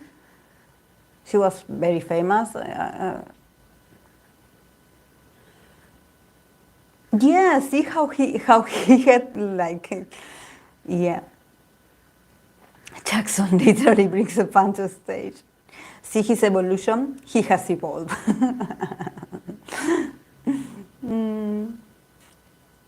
Yeah, I love him. I love him so much.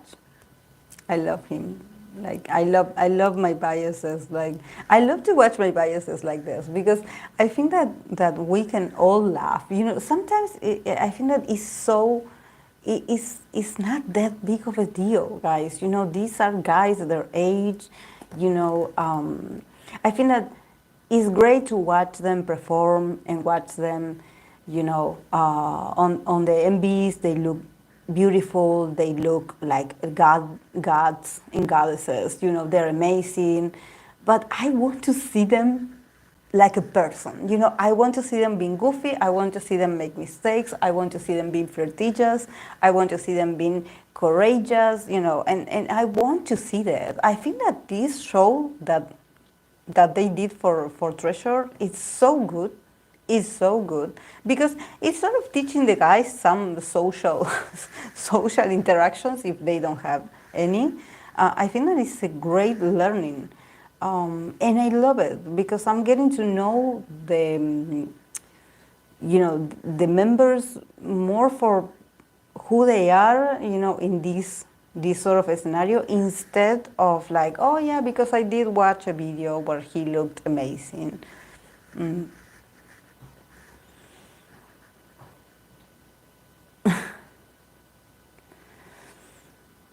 From Roommate, that whole season seemed a script after the train wreck of season 1. Maybe, yeah, I think it was User 15. I think it was Roommate. I remember seeing small clips of it. But it was very, like, epic. It was epic. Just like, like, like Jackson running away, and the girl also keep appearing because there was another guy that he was like, come on over. He was like, following. He was like, Jackson is locked in that room. Let's go and bother him. So he wouldn't have a choice but to eventually like get out and interact. But this was hilarious. Yes.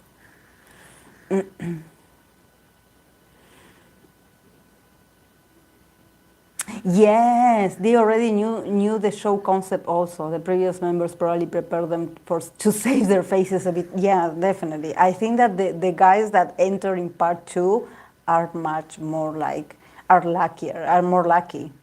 Are definitely, they have it better. The first ones, it was like entering an experiment, and it's like, yeah, it came out the way it came out. But yeah, definitely the second group has more like more advantages than the first one. Yes, even if it's a bit scripted, it can be super fun. One of the best things about K-pop for me, aside from the music, is actually their funny shows. Yeah, yeah. And also, I appreciate that they put it also on YouTube, so you can watch it. I know they probably like premiere it first in another place and then they put it on YouTube. And I love it because it's like you don't have to go and look for it, where is it, and wait for subtitles. Season 1 had bombs in Jeno, intercepting for walking into things from exhaustion as Nana was hilarious and so was Sejo. I love funny shows, something the American dream of K-pop and getting them on BuzzFeed so they don't fit in has taken away from. Oh, okay, guys, I'm going to go. It's been 4 hours. 4 hours in this live stream. My God. I didn't even realize that it had been 4 hours. Wow. Now I understand why my tablet, like, it's sort of, I ran out of battery in my tablet. I was like, why? Okay, guys, this was great. We had a long chat. Yes. Of course, on Wednesday I will try to, well, we'll see. I will do more Toros idols, and also if there's another recommendations for another couples that broke up, to see, to pull cards for them. Then I would see if I can get another recommendations. So yeah, and then the other Saturday we'll do the Asian artist. So yeah, thank you guys. Have a great weekend. Bye.